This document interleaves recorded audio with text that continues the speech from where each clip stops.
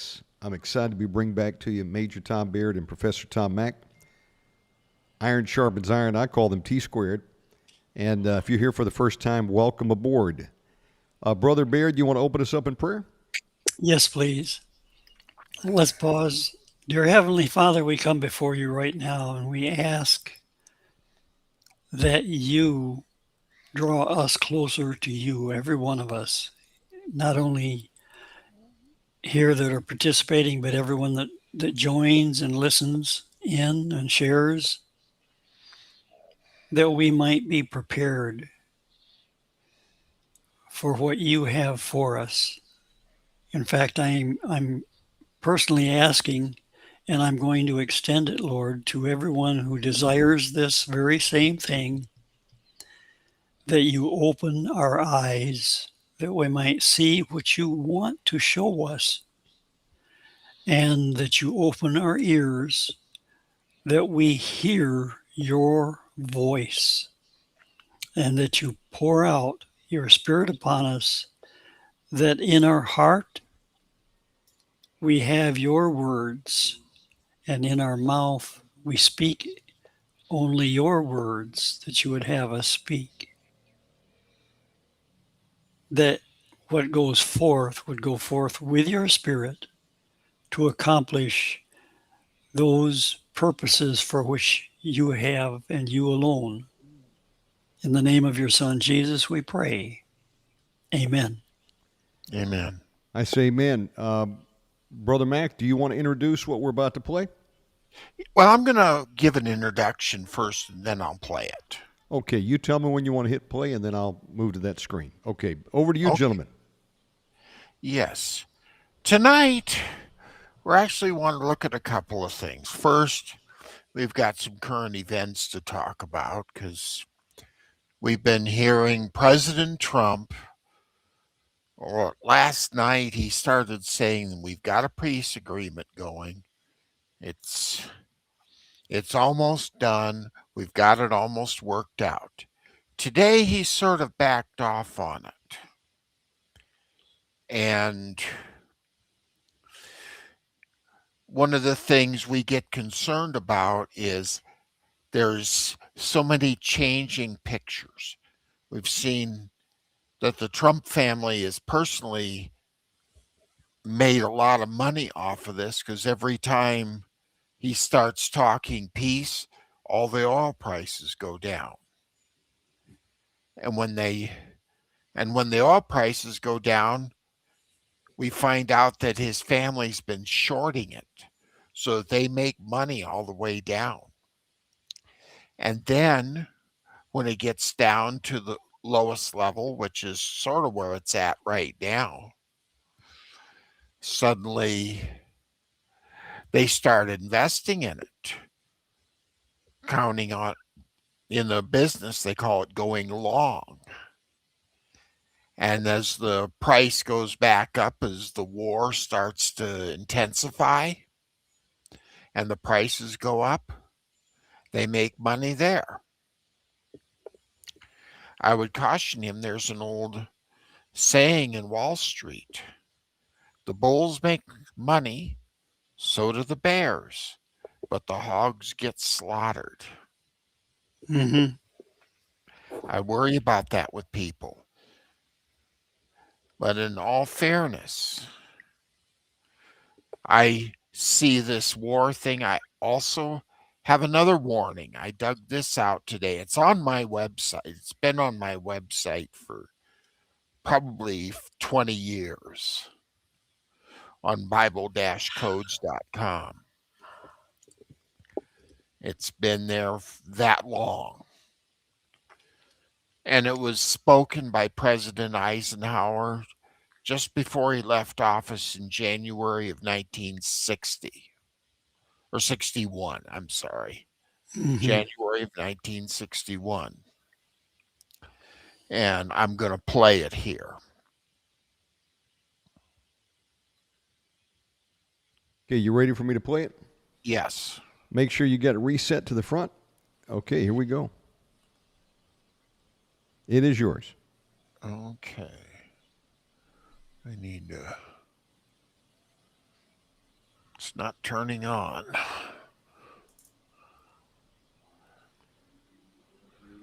It is. Is there a play button on it? No, I'm seeing a little round circle going round Oh. and round. The circle of frustration. Let me turn it Yes. off and on. Hold on a second. Let's try it again. Here we go. That known of any of my predecessors in peacetime, or indeed by the fighting men of World War II or Korea. Until the latest of our world conflicts, the United States had no armaments industry.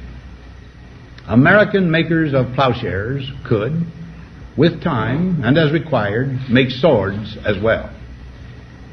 But we can no longer risk emergency improvisation of national defense. We have been compelled to create a permanent armaments industry of vast proportions.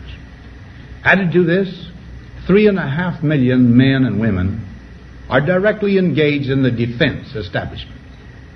We annually spend on military security alone more than the net income of all United States corporations. Now, this conjunction of an immense military establishment and a large arms industry is new in the American experience. The total influence, economic, political, even spiritual, is felt in every city, every state house, every office of the federal government. We recognize the imperative need for this development, yet we must not fail to comprehend its grave implications. Our toil, resources, and livelihood are all involved. So is the very structure of our society. In the councils of government, we must guard against the acquisition of unwarranted influence, whether sought or unsought, by the military-industrial complex. The potential for the disastrous rise of misplaced power exists and will persist. We must never let the weight of this combination endanger our liberties or democratic processes. We should take nothing for granted. Only an alert and knowledgeable citizenry can compel the proper meshing of the huge industrial and military machinery of defense with our peaceful methods and goals, so that security and liberty may prosper together. Amen. Now, he came short. I know that in his draft, he actually said military industrial congressional complex. And he should have gone completely all the way through and mentioned that, because we now see that that's what we really do have in spades right now. Yes, this is, again, and one of the places this has gone, which is disturbing me, and we were talking about it before we went on air, is it's come into the world of artificial intelligence. Mm-hmm. Much of our wars are now fought with artificial intelligence, which is, and we've seen some people argue, it is literally the resurrection of the tree of the knowledge of good and evil. And I don't disagree with that. Mm-hmm. The only thing I do want to do before I start on this is apologize to the world, because back in the 1980s, I was writing code for artificial intelligence. It was in its infancy back then. It's been in its infancy since the late 1950s, when a Stanford professor first proposed the idea in an academic paper, which virtually nobody read at the time. And even the ones that read it effectively dismissed it and just said, oh, come on. This is just a little bit too much. Computers can't think. They're just machines. Well, it's interesting that you would say that, because those that are on the leading edge, whether they're atheist or whether they're spiritual, either one, are really becoming frightened because down at the core, when you get down into the center part of the coding and beginning to get the code to self-actualize, to acknowledge itself, there's a spirit behind it, and Mhm. it's not benevolent, it is evil, and it comes out. So that's what we're Yeah, playing with. Ultimately, exactly. that yeah. This is where I'd love to play a couple of videos, but we can't because we don't want to see Shannon get demonetized. And Mhm. I'm trying to think of a way I can do this. Maybe one of these times we can redo this show and make it for Brighteon only or something. Something Mhm. along that line where we can show videos. There was an interesting program that came on. Oh, it's been about 10 years since it's been on. It's called Person of Interest. It started Mhm. out with this man who had, interestingly, both in the show and in the person, grew up about 70 miles from where I did. And all of us were doing this very thing, programming AI. And the concept is not difficult. AI consists of two things. One, it consists of a knowledge base. But then the second thing is its inference engine. That's the program that manipulates the knowledge base. So if you have a program with no morals, which is what we're seeing and what the show came to, because the show came to that point where there was the machine, which had a morality programmed into it, and another AI they called Samaritan, ironically, that was supposed to help us along, make sure the trains ran on time, made sure the buses and all the airports ran on time. They made sure everything worked right. But as it did it, they started managing how things were done, even to the point of manipulating elections. Mhm. All this happened on this show, and everybody is going, whoa. But now we're starting to see it. We saw it the other day in the Massey election. Yes, he supposedly lost 54 to or what 54 to 47 or 53 to 47. That's a 6-point spread. Most everybody would say, well, that's pretty much a given win. Until suddenly somebody pointed out that A, he lost by about 10,000 votes, and B, suddenly at the last minute in the vote counting, about 10,000 votes appeared out of nowhere. I am now starting to wonder if AI didn't create those votes so that it could push the election the way it wanted it to go. Mm. It's I'm just proposing this. I don't have any real proof for this. And this AI is good enough, it's not going to provide me with any proof. So this is Professor Tom Mack speaking. And it's always going to be a theory because I'll never be able to prove it, at least not from where I sit. Yet these things are happening because we are setting up for the real Antichrist system to come into play. Yeah. And they're going to do it, and they're going to make us think we did it. And that's where it gets very scary. Now we've seen a couple other things start to come into play. About a month ago, I started noticing all these AI YouTube channels coming out. And one of them talked about the destruction of the USS Stennis, one of America's biggest aircraft carriers, and how it was destroyed with something like 1,100 missiles.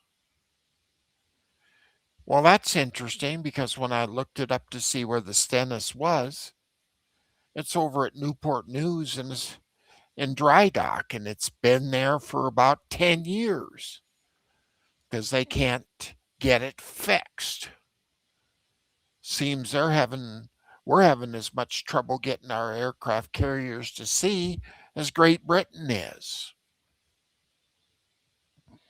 Because the Stennis was supposed to have been out last year. But no, it sits. They can't get it done. They can't get all the work done. Well, somebody takes the fact that it's supposed to have been out to sea last year. They put it out to sea in their fake scenario, and they have it destroyed.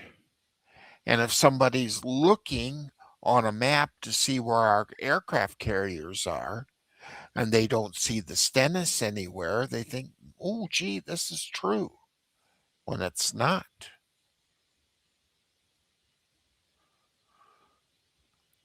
And I've seen other reports.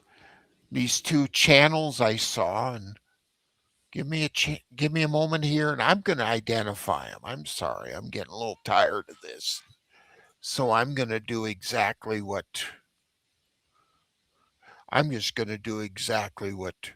I should have prepared for and didn't do. One of these channels is called Epochs Explained. And they're putting out a lot of these. And let's look up here another one.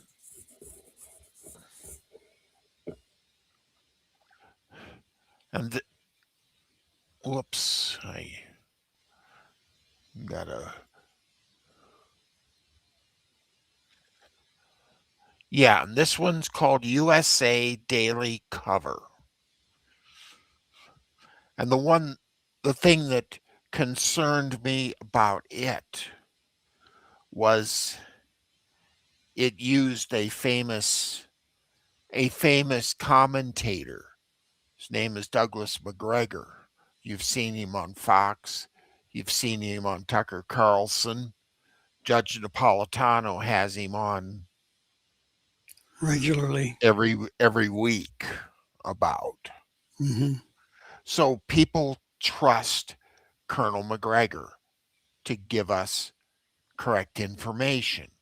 If you remember when the Ukraine war was going on and everybody said Ukraine was winning, Colonel McGregor got on there and said, no, they are not winning, and that they can't win against a huge hegemon country like Russia.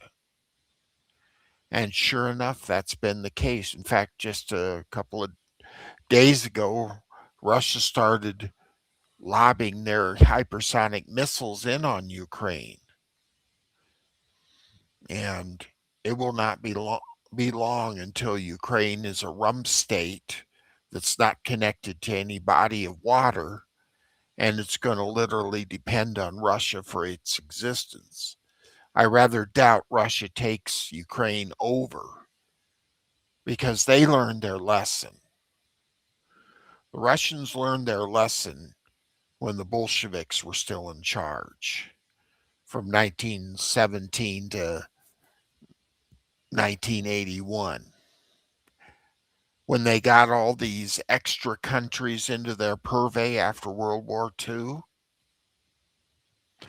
they found out something, that under the communist system, all these countries just said, well, heck, if Russia's paying all the bills, why should we do anything?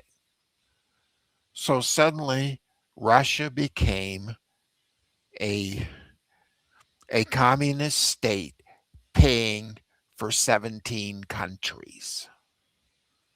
And you can't do that for very long. And that's why the Soviet Union collapsed in 1991. They just collapsed under the weight of 17 countries.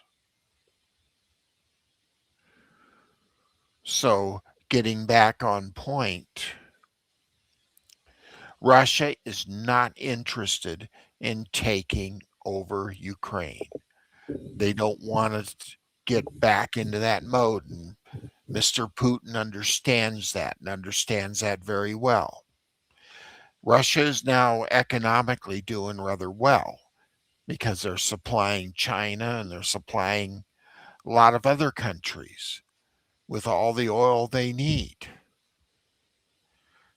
And this is why a lot of these countries, China right now, is surviving very much on Russian oil because the Persian Gulf isn't doing very well with the job. So here again, we're seeing a war erupt, but there's an information war that's under the radar. And I've identified 2 of them. I will identify more as I find them. So when you see somebody on there that you recognize, make sure that they're talking to you and they're real. They're not AI imagined.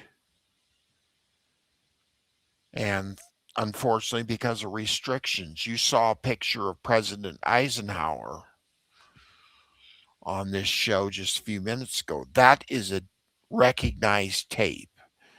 It was done many, many years before AI got to the level where it could copy people. Well, I have a video of President Eisenhower explaining why he authorized Operation Market Guard. And it sounds just like him. It looks just like him. And there he is speaking, explaining why he approved a disastrous mission. There wasn't anything very wrong in what he said. But what it did concern me is that the video was good enough, it would have probably fooled our parents and grandparents. Believe me, in my family, President Eisenhower was highly regarded. He was, both of my parents voted for him twice. I know that. Adlai Stevenson was a good candidate both times, but he did not have the name recognition in the poll that President Eisenhower had. But when I saw how they could depict him on a video, now suddenly we have to watch everything. And we've got to make sure that what we're seeing is actually the person and not an AI fake. And I just apologize I can't show these things here because I would like to show people some examples and show why they're wrong. And I hope maybe we can come up with the time we can do that and come up with a video that we can post in more favorable situations and more favorable websites.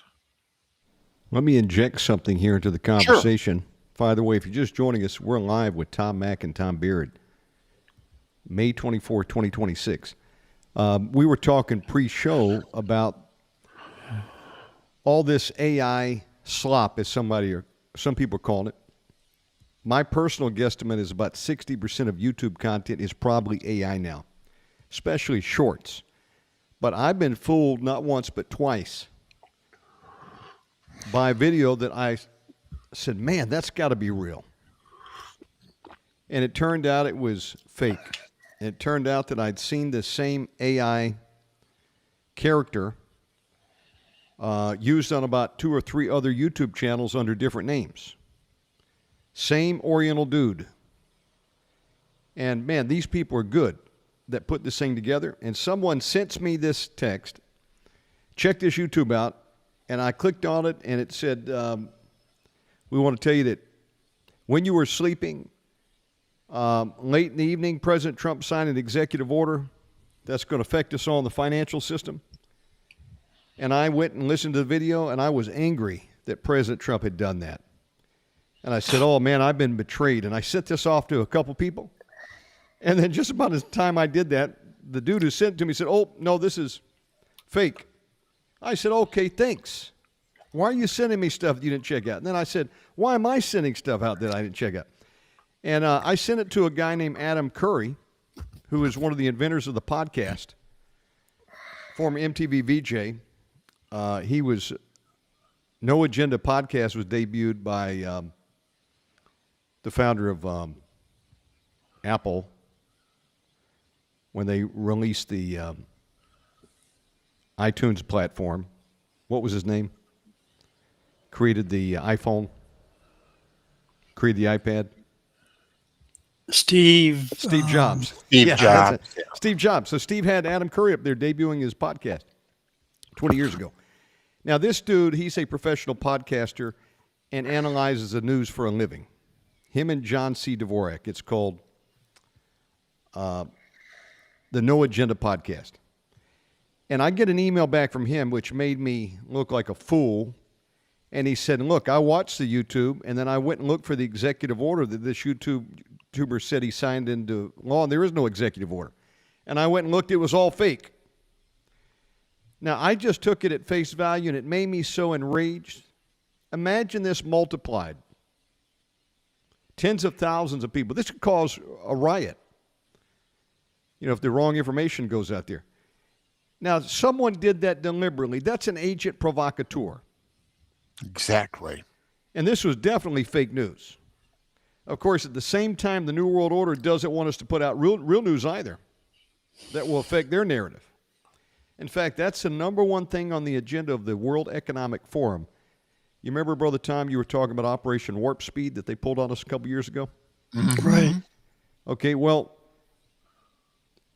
every time they have a summit, there'll be something high on the agenda. And this one is misinformation and controlling information through social media. And they're looking for ways to clamp down on it right now and go after people who even tell the truth. Case in point, just about a week ago, a police chief had a woman arrested who went on YouTube and filmed the water coming out of her bathtub. It was brown, dark brown, muddy water, and out of her sink. And she said, hey, I'm a citizen journalist, and there's reports of people that are getting sick from the water here and being hospitalized. Well, that police chief didn't agree, and he had her arrested and had the DA file felony charges. Supposedly there's some local law there that talks about disseminating information that could cause harm to the community, something along that lines. And then another dude from another state came in there, and he had a sign, and he was covering what was going on to her, this persecution of her, because she was just saying what everybody, including the mayor, had known and knew, that they had a problem with the water down there. And they arrested him for picketing outside the police station. And there was enough backlash that a grand jury decided to drop the charges, and they let these two people go. But they were going to put them in jail for making known to a wide populace that this county where they live has a problem with their water. And they haven't fixed it. There are people going to jail right now in England for just saying that they don't like illegal immigration. They don't like the groomers going on over there. You know what I'm talking about? Mm-hmm. Thousands have been arrested, many of them elderly, and put in jail for just posting on Facebook that they're not happy with Keir Starmer. There was a lady who was a congressman in Finland, and she was given a jail sentence for getting up on social media and reading some of the New Testament that talks about homosexuality as a sin. And they said she's involved in a hate crime. What I'm saying to you here is we've got a war going on for information. We've got those that don't want us to put the truth out, and they're looking for ways to corral free speech, including this system now that wants you to sign in just to prove you're not a bot, they say. But really what they want to know is, who are you? You got to log in with an email address. It's called CAPTCHA. And then you got the groups that are agent provocateurs that are deliberately putting out disinformation to foment panic. Unrest. Mm-hmm. I played hooky today, gentlemen. I'm almost done. I'm going to throw it back to you. I was supposed to be on there at 9 a.m. We were running late. We had to take the boys to school, got into a traffic jam, and I said, I need a break. I said, Noreen, let's go get some coffee. I spend a little time with Mama usually before I get on the show. Usually I'm here on time, but not today. And I'm sitting there drinking my coffee, and I saw 911 on my phone. Now, the Lord has been training me for several years when I see 911 on the clock to go into a time of prayer, because he wants me to intercede because something is going on. And he doesn't necessarily tell me what's going on, but there's something out there, a plan being hatched, an agent provocateur that would like to bring another September 11th false flag. I explained to Narita, I call her Mama. I said, Mama, 911 in America is the number you dial for an emergency. September 11th is the date that they pulled the false flag on the World Trade Center. And when President Trump was running for election this last time, I was seeing it, gentlemen, sometimes every day, sometimes twice a day. And it was unsettling. I said, dear God, what are you trying to show me here? And the Lord, spirit to spirit, spoke to me and said, you need to intercede. There are people out there that are trying to bring chaos. It could be Antifa. It could be BLM. It could be CCP. It could be Russian Spetsnaz. It could be mafia cartel. It could be globalists. Who knows? And he's had me begin to pray specifically for President Trump and also Benjamin Netanyahu. Pray for America and Israel. And here we are. There was an emergency meeting. Did you see the footage, gentlemen, of J.D. Vance? And he was in his Bronco or whatever that was, and they were speeding down the Beltway to get him over to the White House. Yeah, they closed the White House up this weekend, and everybody was called in. President Trump didn't even go to his son's the cabinet. wedding. Yeah, the cabinet. Everybody was, and I did get this confirmed. First off, now you got to get everything confirmed, and that's my point. Yes, I wanted to make. We heard from President Trump himself on a Truth Social post that they were, last night they said they were close to a deal with Iran. Now today on Truth Social posts, they're backing off of that. And just before I got on here, lady called me, in fact, a lady we've had on here. Yes. She said, hey, they're backing off on that, Tom. So don't be going on your show and telling them that you're going to have a peace deal. It's been a flip-flop. It's almost schizophrenic. It's on, it's off. It's on, it's off. You're giving you the deadline. It's on, it's off. Mm-hmm. It's not schizophrenic. It's designed for them to make money. Well, so what I wanted to say, and I'm going to flip it back to you, gentlemen, is let every word be established in the mouth of 2 or 3 witnesses. Mm-hmm. I said all that to say I've been fooled twice. And when I got that YouTube video today, one of y'all sent me, I said, that's the dude who fooled me. I said, I know that guy's a scammer. And with the AI platforms out there, you can actually create a man or a woman, and you can brand them and you can reuse them over and over again.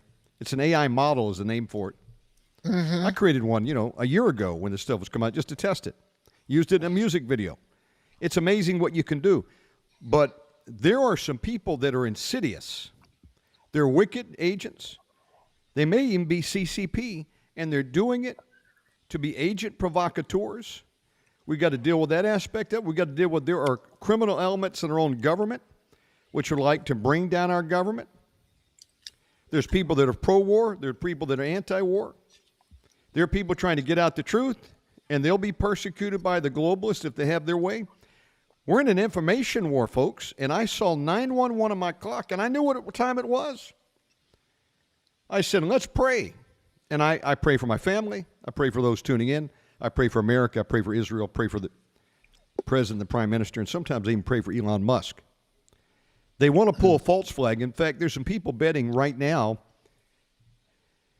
that Israel's not happy, that Trump may make a deal, and some are insinuating that they may pull a false flag to pull us back into the war. And I don't necessarily believe that. Again, I'm with Israel all the way. Irregardless, I've made my decision. I'm going with them. I'm not going to be on the side of Goliath and the Philistines. Mm-hmm. And I'm not happy that President Trump is appointed the notorious Jared Kushner once again to oversee this thing. Have you seen the speech that he did? And he showed a map of Gaza and he cut it up like a sirloin steak in like 5 parts. Mm-hmm. And they've got plans for it. How's God going to bless us when we're taking Israel's land? How is he going to bless us when the Supreme Court votes 7-2 to allow people to buy Molech pills and abort their children with the mail order pills? I could go on, and I'm going to stop right there because I went longer than I meant to. Gentlemen, back to you. Well, and by the way, I got another YouTube channel to beware of. Project Night Studio. There's our little Asian friend. And the caption is, you won't believe what B-52 bombers just did to open the Strait of Hormuz. Mm-hmm. I'm going, oh boy, here we go again. Another thing, there's another channel there that he's on, and oh gosh, what did it say? And it has him with a different name. It said, it's a different channel, and it said there's so many missiles, I don't know, hundreds of missiles that hit Tel Aviv, Haifa, and Jerusalem. Well, I haven't seen anything confirm that. But that's what it was claiming, and that was this morning. Best case scenario, they're trying to get hit so they can make money from YouTube monetization. Worst case scenario, they are operating as agent provocateurs. And I believe there's a combination of both going on.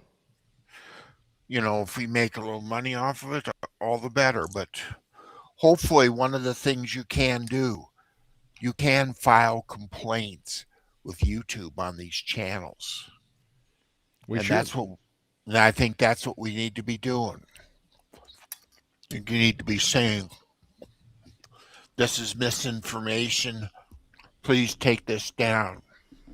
What if they pulled this right before the election? That could have swung my vote. Now, I didn't do my due diligence. I have to take the blame, but that could have swung my vote, believing that President Trump had betrayed us with an executive order and he was going to put us under the CBDC. And I mean, I don't remember all the details, but it was something that had me really alarmed. And that's illegal to do that. Mm-hmm. And I wonder if they're not doing this deliberately so that some laws will be passed where we won't even have free speech like we used to. They're already doing it. There's a plan to stop us all. There's a plan to know who's commenting and where you're at so we can find you. And we want your GPS location. And they already know that. I don't know why they need to think that they need to use Cloudflare to get there. They already know. In fact, on my websites, I have a thing that tells me who's visiting my sites. Well, you And I can come don't in have under a it to VPN. find out about the individuals.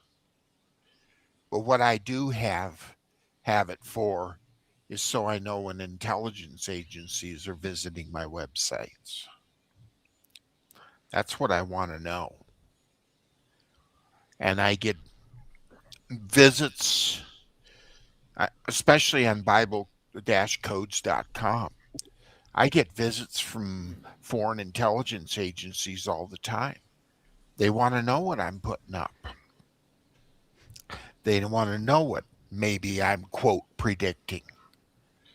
The only thing is mostly what I do is historical research, and I look at events that have already happened. I'm not into being predictive, and most of the time I never put a predictive Bible code up. Well, do I think President Trump has a right to recoup some of the money that they stole from him, about $5 billion by some estimates? Hey, I hope he does get his money back. You know, he was put through hell. But, you know, Oh, I have a question. sure. Do we have conscription now? The draft? I know you have to sign up, register for the draft. That's a federal. Well, They do there's- that law. for you now. They're already Well, doing that They automatically. no, there was another one of these channels that just said the draft has been reactivated Not as yet. of now. No, not yet. As far as I know, Well, I mean, As yeah, as of 7 hours ago. I call BS on that, but that would be pretty shocking if it was true, wouldn't it? Yes, Yeah. it would. Of course. No, I mean, listen. What are they doing? What are they doing this for? I mean, this is bad. This is like that War of the Worlds broadcast by Orson Welles. The aliens have invaded, and you know, I believe that there's some of that going on. What is this UFO disclosure nonsense? Yeah, I just happened to check in with Dr. Joseph Farrell on that, and he said UFO disclosure is a big misinformation. Most of the stuff they allegedly disclosed has been out there for years. Hey, do you have a connection to him, by the way? Can you get a hold of him? Not anymore. I have talked to him in the past, but We got to get him on the show. He's done some shows with Tino Struckman. yes, I found those very interesting. He'd be great. We'll get him on the program. So, brother Baird, being a military man, how can we possibly come up with any kind of agreement with Iran to end the war? Have they said they're going to stop their nuclear pursuits? No, well, the problem is you don't have anybody. Well, let's put it this way: we have three different elements in Iran. You've got the Ayatollah with religious elements. You've got the government itself, and then you got the IRGC. And there's a power struggle between the three of them as to who's going to be in charge at this point in time. It looks like the IRGC is prevailing in the power struggle. Of course, anything can change overnight as far as that's concerned. But because of that, you've got a fractured voice from Iran. And even though the supreme leader comes along and says, we want to have negotiations for peace, the IRGC overrules him 3 hours later. So it's nullified. So we're not going to get anywhere with the particular situation we have right now. It's very ripe for either the IRGC or something like that to go ahead and completely take over, and we have a coup. Well, some have said, of course, Russia is giving them satellite intelligence, and probably the CCP as well from China are aiding them with, satellite imagery. Why haven't we taken Karg Island, though? That should be the lowest hanging fruit. Well, Karg it is- Island, Karg Island would be like Iwo Jima right now. Well, no, You I'm gotta talking keep- just carpet bomb it with B-52. Put some craters over there. Just shut down. What? That's an oil refinery. Is that what it is? No. It's way more than that. You've got command structures. You've got deep bunkers in there. Well, let's just crater bomb it. You won't get to the bunkers. You can't get to the bunkers with a crater bomb. Well, then they'll be sealed underground. That'll be their graves.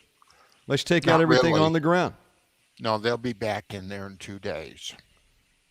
Well, I'm saying, why not at least send a strong message? We're coming for you. You can run and you can hide, but we're going to get you. Why haven't we taken that out? How is it that the number one world superpower is being held at bay by little fast boats? Well, it's I mean, more good than grief. that. It's more missiles. And we've seen what they've done to Israel. Well, supposedly we've eliminated all that, but that doesn't sound to be like the truth, does it? That's another No. misinformation That's another from one. AI. Well, no, I think President Trump has been making these statements. I We've cut know, off and all he's their been Navy caught on and, that. we've about wiped He's out been all their called stuff, out on almost got that. all their missiles gone. We haven't got them all yet, have we? No. Not even What all happened of to the uranium dust down there? Did they move that, or can we go get that? them. No, they keep moving it every few days, so we have no chance of finding it. What if you what if you just basically bomb all of their power plants, put them into total darkness like North Korea? Well, again, they've put a lot of that stuff underground. You've seen with Tino Struckman and seen how the Germans dug all these tunnels and did all their Well, you got a point about that. They can build missiles underground. Yeah, you're right. See, Iran's done all this too. But we can get their power plants that got to be above ground. Yeah, no, they aren't. They've put all them underground too because they knew this war was coming. These people are not stupid. That's the thing we've got to get in our heads. That a lot of these countries, they send our people over to our schools. I went to school with Iranians. I went to school with Iraqis. I went to school with a lot of Arabs. Went to school with a lot of Israelis. They all came here, went to school. Then they go back to their own countries with everything they've learned here. And they're not stupid. And these aren't just banana republics over there. We forget that Iran was once upon a time Persia. They've been around a long time. And with the exception of Alexander the Great, they've never been conquered. This is not your banana republic. These people have been around a long time. And Well, how do you get them by the balls? What is the ball sack of the Persians? good luck finding that because it's a Well, large country. This Yeah, is the not prob- a small country. Brother Yeah. Baird? Yeah. Well, the problem is if we completely wipe out their social structure and their geographic structure and all of that, we interrupt the entire world economy when we do that. And that's one of the reasons you had Saudi Arabia, the UAE, and Qatar call President Trump specifically yesterday and impressed upon him not to continue with the plan for total destruction of Iran on Tuesday, this Tuesday. That's when it was planned. And they've delayed that now because of that. Because the countries that are adjacent to those three particularly, but all the rest of them as well, that are there in the Persian Gulf area will suffer the worst because they haven't. Iran still has enough operational munitions to really do a job on all of these other countries. You got to remember that that's a very arid place. Doesn't have much water, and there's a lot of desalination plants that are being run right now all over that area, and that's the next thing that Iran is going to hit. And without water, you're going to have a disaster on your hands. And that's why we're holding off. One of the reasons we're holding off. The other reason is there are, in fact, 3 known bombs that have been assembled together already by Iran. So they have a deterrent right there. Now, the problem is Russian roulette. We don't know, and they don't know probably, which nations they will select to detonate over that. But any one of those nations having a nuclear bomb detonated on them would wipe them out. So we got to And the watch other out. thing is you can't contaminate the Persian Gulf, because if you contaminate the Persian Gulf, suddenly you've taken 30% of the world's oil away. Mm-hmm. And that causes major catastrophic financial depression Worldwide, yeah. worldwide. And we saw what happened in the 1930s when we had a depression. We got Adolf Hitler. We got the rise of Joseph Stalin. We got the rise of Benito Mussolini. Yes, Mussolini had been around since the 1920s, but he was a joke. And he was a joke until we had this depression. Suddenly, he comes out of joke status and invades Ethiopia to start with. And suddenly then we have Japan invading Manchuria. And it isn't long till Hitler's invading Poland. And we don't need to start this. We don't need to start this scenario again, because we restart it the next time, it's over with. And I think right now the only thing that'll save us is Typhon. Mm-hmm. You know, the star in Revelation 9. And I think that's the monkey wrench in the works right now. Is Typhon's going to drop, and it will create a worldwide devastation all of its own. And it's right in the Bible. Go to Revelation 9, start with verse 1. Mm-hmm. And there it is, looking at you. A star coming out of heaven. Wormwood. Yes, well, that's one of its names.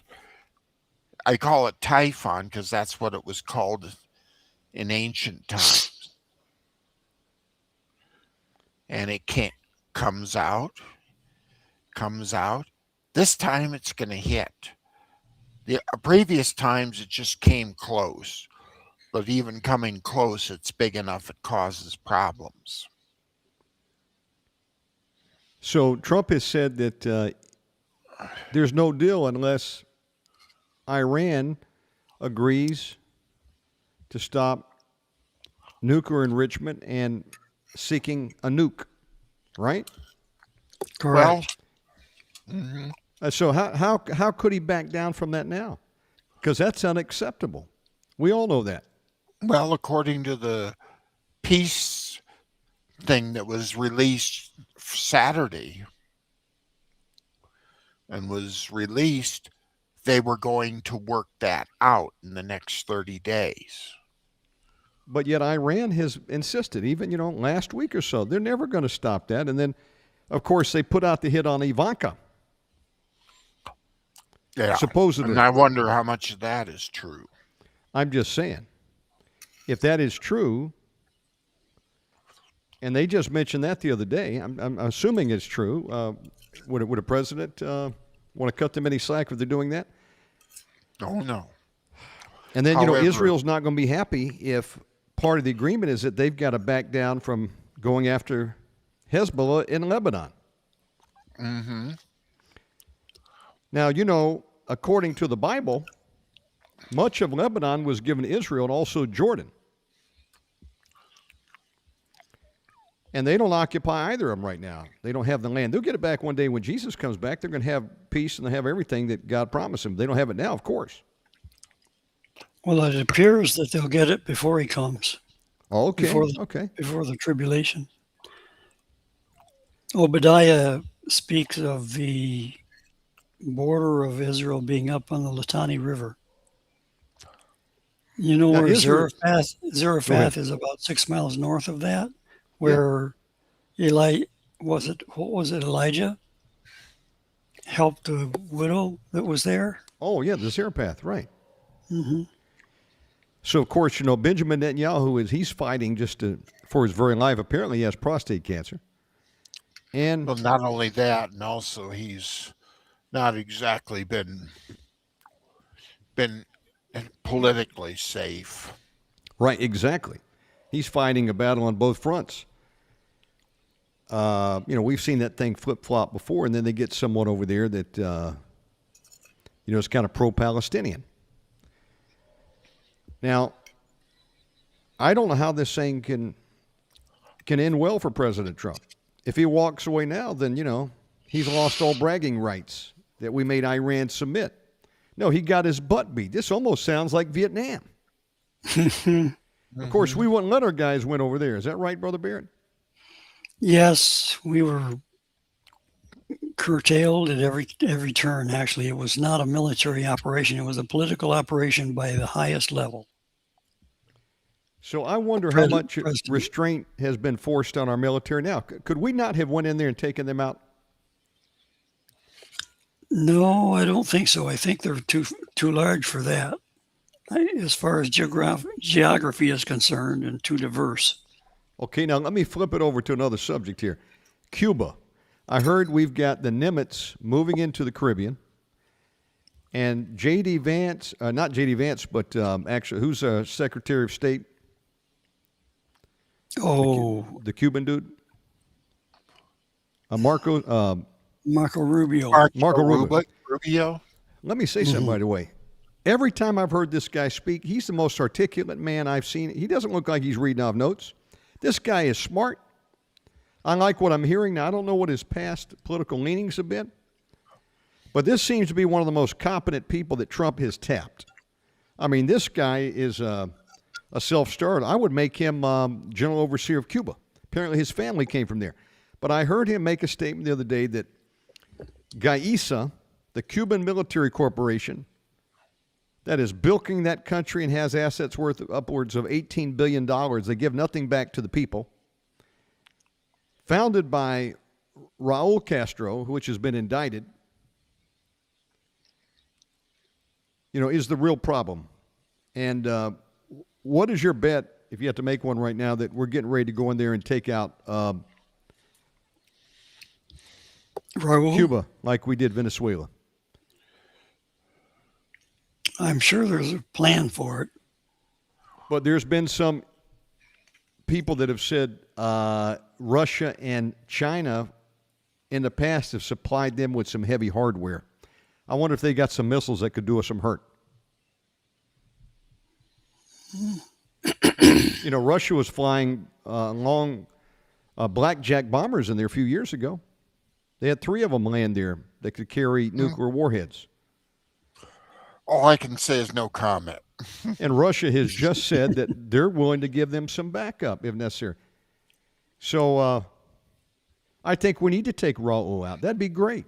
We need to break there's people that don't want us to get involved in Iran, Cuba, or nothing. Okay, so let the people continue to suffer over there. Both those countries have been under dictators for 50 plus years. And I think if we're going to do the job, let's finish the job. Let's set those Cubans free over there. I want to go over there and take a trip myself. Not these jack bastards that are in power over there being allowed to continue what they're doing. I think that's got to be one of the most horrible places in the world to live, maybe worse than Haiti. They got no power, but about 2 hours of the day, people are starving over there. You send aid, it goes to Gaisa, and they sell it. They have a heavy hand against the Christians. We need to take them out. Can we take them out is the question. If we could do it, I say we do it. The question is what type of, what are they going to put up as a resistance force over there? Now, they're only 90 miles from Miami, right? Supposedly. Do you think we should take out Raul? Take out the Castro family? Can we do it is the question. Well, and the biggest thing is Raul Castro's in his 90s. And he's really has no true power over there anymore. He's just a figurehead. He's the little brother of Fidel. But if we can go in there and snatch him, then Yeah, we can snatch anybody. Well, just to get in there, put him in jail. What? Put him in jail. We want to incarcerate a 90-year-old person and Let's risk do him it. dying on us? Good, be good. He should disappear because look at what he's doing to the people over there since like 1956 when that jack bastard called Che Guevara was going over there, him and Fidel Castro, and lining up all the people that oppose him. Firing squad. Mm-hmm. Firing squad. He was a murderer. These fascist murderers. Those Cubans deserved some freedom over there. Have you seen how they treat Christians? They grabbed one street preacher, forced him into the car, disappeared him. He's in jail right now. And then they got a young boy. I mean, if we're going to do something, let's finish the job is my point. I do agree something needs to happen with Cuba. What we do have to make sure, if we go in there and do something, we don't end up with a Batista-like government replacing it. Now, I agree with you. That's the problem we got in Iran. We put in the Shah. The people were not happy. They rebelled. They took the Ayatollah and got somebody worse. End game. Mm-hmm. And we do have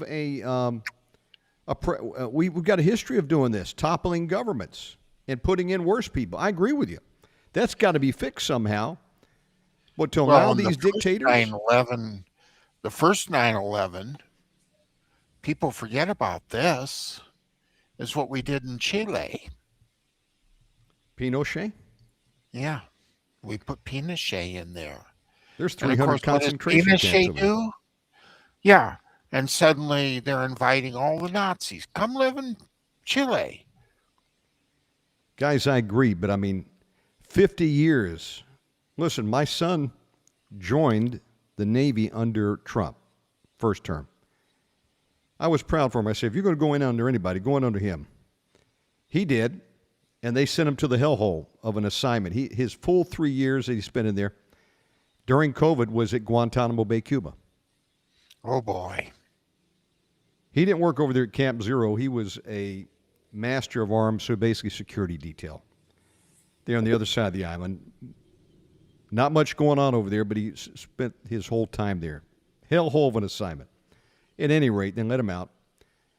And my point is, we've had a base over there for decades. Mm-hmm. 90 miles from our shore. Why do we even allow this to happen? I think we need to act decisively. Now, I'm not just talking to be talking. 20 years ago, I wrote to the IDF, and I said I'd like to come over there and join the Army and get some trigger time on these Arabs that are trying to blow up your bus stations. And the IDF wrote me back. They said, our Constitution does not allow a foreigner to serve in the military, but you can come over here and work at a commune and drive a forklift. Well, that's not my idea of getting involved. Listen, we need to fix some of these problems, and we need to do a clean sweep of our government. We're in some serious trouble, guys. I don't think we're going to survive by the looks of it. And President Trump doesn't look good. He's flip-flopped 20 times. I don't know what he's doing one day to the next, or even out 1 hour to the next. Does he even know? I think he does, and that's what's scary. Brother Baird, what do you say? You're a warrior. Were you drafted during NAM, or did you join the military? I joined. I was an officer. And you fought in Vietnam, right? Yes, Absolutely. And you're a patriot. exactly. And you want your time to count, especially when you put your life on the line. Well, what you do, number one, I could not affect the main direction in which we were required to fight under, but I could personally do that was good and do it well, and so I did. It turns out that because I had been raised in the wilderness on a farm, and in my younger years, 10, 11, 12, 13, 14, 15, I would hurry and do my chores and then go out in the woods and try to get myself lost. Unfortunately, the Lord gave me a sense of direction that is so uncanny that I know that it's not me, it's the Lord. Now, as I continued on there in Vietnam, I was not a on fire evangelist style Christian. I was a nominal Christian when I went there. Not nominal as far as external service to the Lord was concerned, but a relationship with Him that was very tight and very close. And what I discovered was that on every occasion, whether it was the instant that I was going by an ambush site and the Lord said, "Get your head down," and a round would go past where my head had been, that quick, to in some cases it was a day or two before an operation. The Lord said, "This operation you're going on, you're going to have heavy contact. Do not cut corners." And so we would make sure that our security was out correctly and all. We did things like what we did things by the numbers. We made sure every dot and tittle was addressed to make sure that we were safe as far as a fighting force was concerned. And it turns out that on all of the operations in which we had heavy contact, there were two of us that were leaders. I was a captain. There were two captains, and I was the junior captain, and the other fellow was a senior captain. And on the operations in which he was on, he got into a meat grinder kind of a battle, and he would have 16, 27, 32, well, not 32, but 27 anyway, KIA, killed in action. Now, these are not American soldiers. These are Vietnamese soldiers because we were advisors. We didn't lose any advisors any time I was there. What year did you first get over there in country? 68. Oh, okay. Because there were some that were over there prior to 60, the breakout, 64? Yeah, right. Quote, No, unquote, I was still in college at that point. Now, were you saved at the time when you went in the military? Yes, I was saved from the time that I was 7. So did you just make the decision to go in? Did you seek the Lord? Was he for you going in, or you made the I was decision and he protected your skin when you got in? yeah, I made the decision. I wanted adventure. I was an adventurer, and I loved the thrill of the unknown and the adventure, and that's why I joined the Army for And the the Lord adventure. protected you there. Exactly. He did. He forewarned me. Number one. Number two, he was with the element that I was in when we were in heavy combat. We suffered 1 KIA as opposed to the week before when the other guy men lost a couple dozen. yeah, he lost a couple dozen. And the reason I ask that is I've been seeing these social media influencers. Some of them, one dude, he says he's a former Green Beret, probably was, just super critical of Trump, and many people, even the young Turks, throwing President Trump and America under the bus for getting involved. If they had their way, we would leave Iran alone. We would leave Venezuela alone. We would leave Cuba alone. And I say, so you don't care about the people over there that are living under the iron fist of dictators that just killed 30,000 of their own people, that said, Trump, help us over in Iran?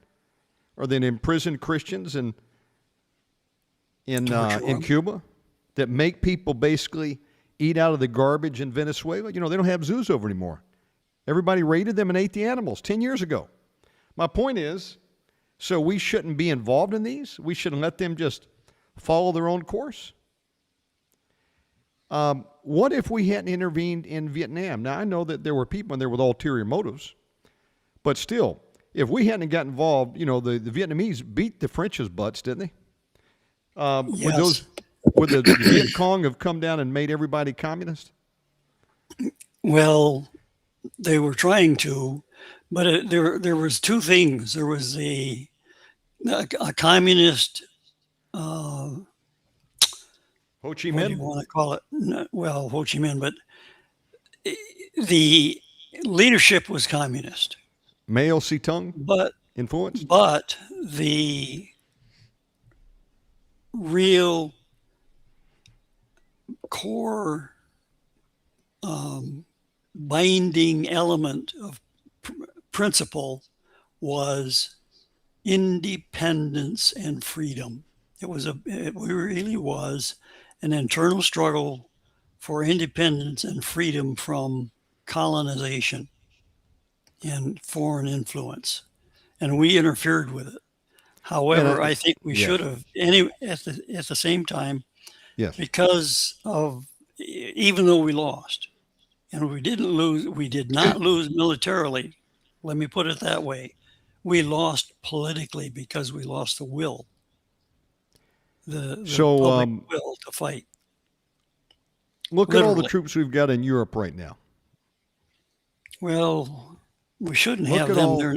Look at how long they've been since World War II. It's been 80 years now. Why? So what? We shouldn't have any element there as far as our troops are concerned. We're an occupation there. We don't need to be there. They've got their own armies.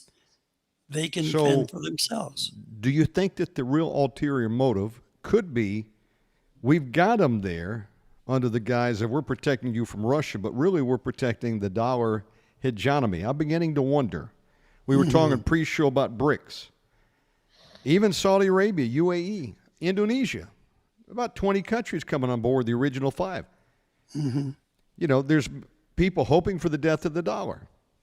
And as long as we can demand that people buy oil in dollars, and that's being broken up bit by bit, we're seeing some nations not taking dollars anymore, they'll take whatever, Chinese yuan, we lose king of the hill status. But is it really there to protect our American assets? Because, look, if you want to buck us, we've got troops there in Germany in your backyard. What do you think? I don't know the answer. Well, it's multifaceted at this point in time, so it gets confusing. But essentially, we're there to protect our own interests, not theirs. I can understand that rationale, but if I'm wrong about that, we should pull all of our troops out of there because Yes. nobody's helping us in the Strait of Hormuz. I think we should recall every last troop to America. Recall them all and say, you're on your own, and let them be on their own. Exactly. What do you think? At this point in time, particularly Europe. Europe, pull out of there. Let them implode if that's what they want to do. I say America and Israel first. I'm just saying. Let all these other jack bastards. I'm a little bit angry tonight, so I'm using the term jack bastard. Well, whatever I that know. means. Well, the other thing is we have a boogeyman that our politicians are continually harping on that we don't need to have. What is that? Russia and China. We can be in competition with them and not be bellicose and vindictive in our approach. I might have to call this program Rise of the Jack Bastards. Brother Mack, are you still there? I'm going to turn it over to you and Brother Baird. I need to cool down for a bit with some cold water. Yeah. Well, as I say, economically, we're not in much of a shape to be occupying much anywhere. We've got such a huge deficit. They say 36 trillion. I think it's more like about 100. And we need to do something to get this spending under control. Or we're going to collapse just like Soviet Union did under the weight of all the things we're trying to do. And having troops in all these countries is not solving anything.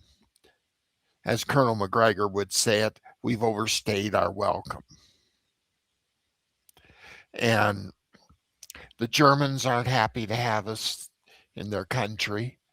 Why should we stay? When they get rid of Mr. Mertz, the next guy's going to say, bye-bye, we don't need you anymore. There's no Soviet Union waiting to invade us. Goodbye. Exactly. And we have troops in Italy. They don't want us there.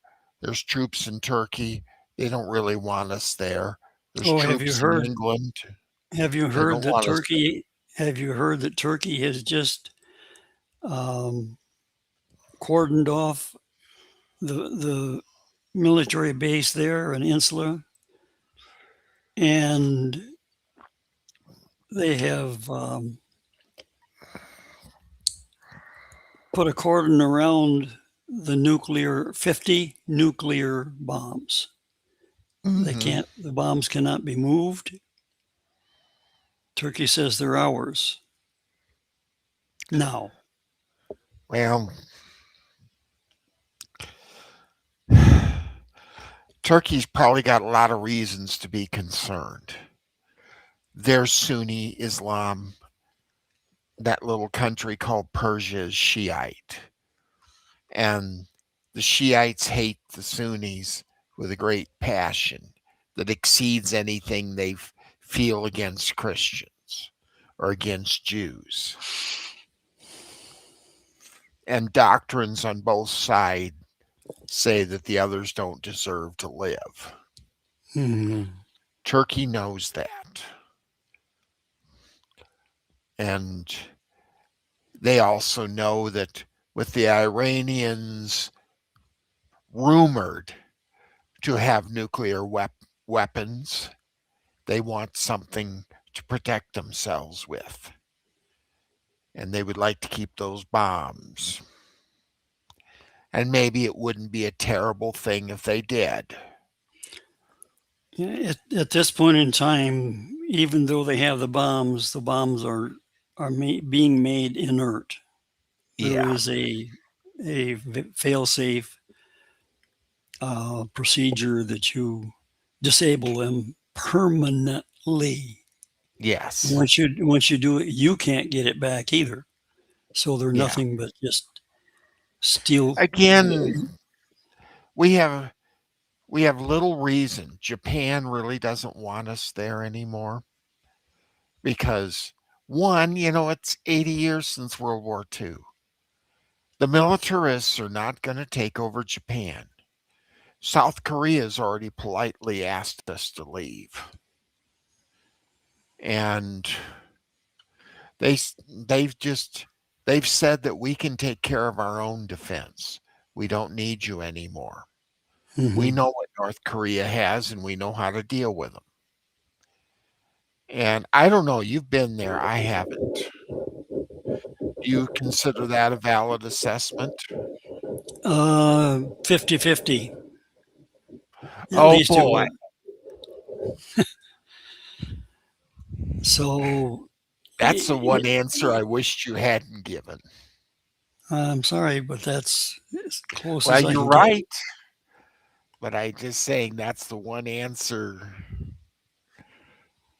that I would just as soon not hear because you don't know, you're guessing.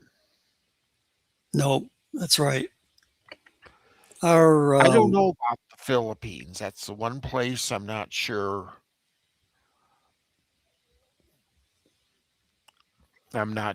about because we still have a Navy base there. We got an Air Force base there. I don't remember the Army having anything there anymore. no, not anymore. But with the And rise of BRICS, it's going to bring something to a head real quick when the dollar's in jeopardy, right? well, the dollar's in jeopardy because we printed too many to begin with. And that's our fault. We can't lay this on anybody else's feet but our own. We just couldn't stop printing. We couldn't stop spending. We couldn't stop. Well, agreed. But what I'm saying is those that use that to maintain king of the hill status, they're being threatened now by a country signing on with BRICS. So are they going to roll over? Well, and honestly, we've got a new Federal Reserve chairman in, and he's already said he's going to monetize that $36 trillion of debt. He said that he's going to monetize it and make it go away. I'm going to be very interested to see how he makes that happen. Hmm. But he just got confirmed the other day, so it's going to be very interesting to see how he plays this.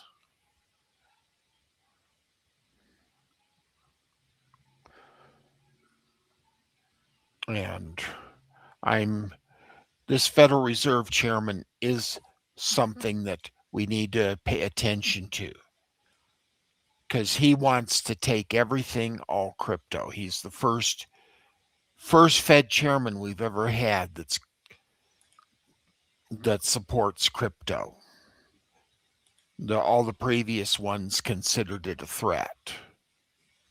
He wants to work with it, and I do agree we need to be more favorable to the crypto and to realize what it can do.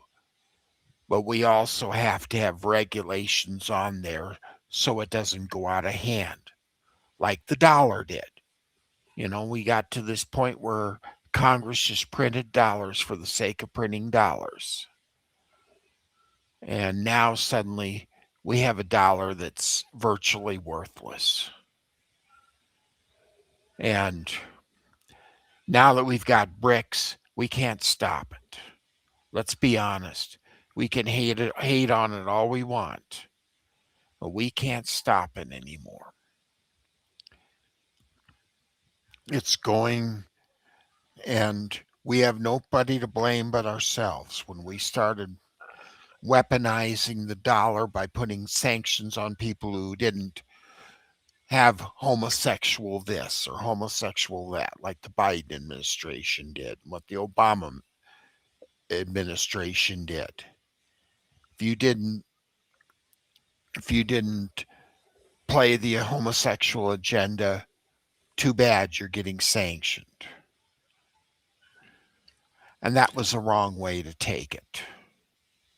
And that's a terrible affront to God. Yes. And I can't wonder but what we're not being judged for some of these things we've done. Hmm. In some Well, ways, I worry that President Trump isn't going to be regarded the same way Herbert Hoover was. He's he's always the president who's regarded as causing the depression, when the real depression started years prior. Because again, we started we lowered interest rates, causing money supply to increase to insane levels. And then suddenly Hoover gets in there and starts getting on the Federal Reserve. We got to slow this down, or we're going to have inflation and we're going to have a lot of problems. Well, the Federal Reserve lowered the interest rates all right. They raised the interest rates all right. They raised them too fast, too high, and caused a depression. well, I know if we don't repent, judgment is certain. Again, Supreme Court, was it 7-9, said you can mail order abortion pills, Molech pills?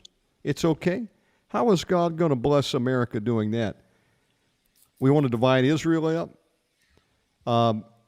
Let us not forget, they've just signed in February the National Defense Food something enabling glyphosate to move forward, basically indemnified, that causes cancer. I know that's not good. We're poisoning our own people. And they say it's because if we don't use glyphosate, we won't have any food for the people. It requires I don't believe glyphosate, that at all. apparently, to make it even grow now. They poison the ground. But, I want to say this. You notice they're having elections out there for governor in California. Am I hearing that right? I think Newsom They're having a primary. is getting ready to run for president. I He's not believe gonna they're going to get put very him far. forth. What do you think? He's not going to get very far. I've seen other Democrats that I think are going to do much better than he will, because he's got so much baggage he's carrying around. Plus, he's the nephew of Nancy Pelosi, who's now in trouble herself Well, they didn't for all stop them from insider. throwing the second election and putting in Biden unless we Well, fix the corrupt voting system. again, if you can do a voting corruption and get so far, until suddenly people start realizing something's wrong. And also, you can get away with it once.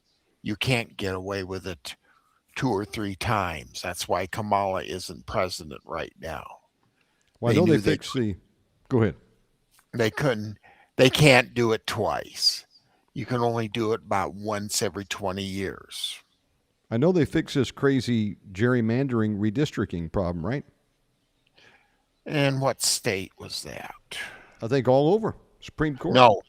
Well, the Supreme Court's set up guidelines, but it still hasn't stopped a lot of these states from doing. I guess it was Virginia but that was a gerrymandering mess, and it was sort of on the extreme.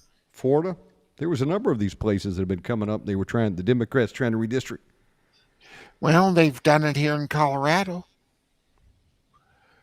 If you look at how they've separated congressional districts here in Colorado,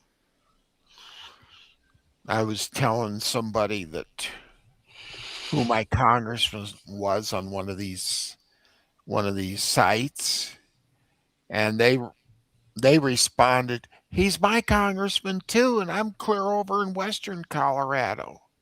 You're clear down in the south." And so I went and looked at the district map, and sure enough, all of western and southern Colorado has the same congressman. How can that be? Well, it's because nobody lives here. We have, by area, we have the 32nd largest county in the country. Yet there's only about 12,000 people in this county. Well, gentlemen, we've been doing programs for many years. Brother Baird, you were on board with Brother Mack and I back in Trump's first run. Yes. We were talking about the evil Jared Kushner. We were warning about him. Yes, we have Bible codes on him. And of course, we were talking then about Operation Warp Speed and what monster that was, empowered Fauci. Now, again, I've supported Trump all 3 times. I would do it again. He's the best we have. But we can't pin our hopes on a man. Now he's come back around with Operation Stargate. Are you familiar with Stargate? I've heard of No. it. So in the first year, he held a White House Oval Room press conference announcing Operation Stargate, and he brought in there Sam Altman, which is queer, and runs one of the AI companies. I think that's ChatGPT, isn't it? And then they bring in Sam Ellison of Oracle, and then Apple came on board, and they said these gentlemen are going to invest over, billions of dollars, I guess $500 billion, into infrastructure here, these AI super centers that are going up everywhere. Yeah, data centers. We have one up here by Walsenburg. People say, what is the end game?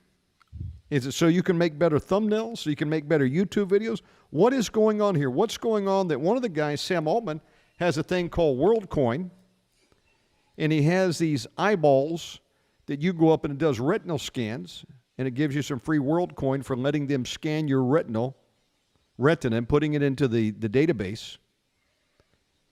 You go into many airports now worldwide, they make you stand there for facial recognition snapshot just to go through customs. Why does he want to do this? How is AI going to help you and I in the end? He's actually empowering the infrastructure that's going to enslave Americans and mankind. This is about total 24/7 surveillance. This AI is basically the infrastructure to build the Stasi police that we're working over there in Eastern Europe, keeping dossiers on everybody. Germany. Of course, Facebook's been doing that for a while, Stasi book, and we volunteer. But what I'm saying to you is this thing is insidious. And some have said, well, we've got to get into it. If not, China and Russia would overtake us. I don't know if I buy that. I think that AI is nothing but the brain of the coming Antichrist beast system. And I use it. I made the thumbnail that you're looking up there. And it's not really AI that did that, but there's AI features if I want to create. I mean, that's just basically graphic program that I put that together.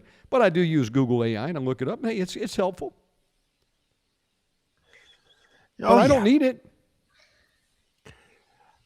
Yeah, I'm sorry. I could have gone over to my library and looked some of this stuff up. Absolutely. But it gets a lot easier to get ChatGPT and ask it.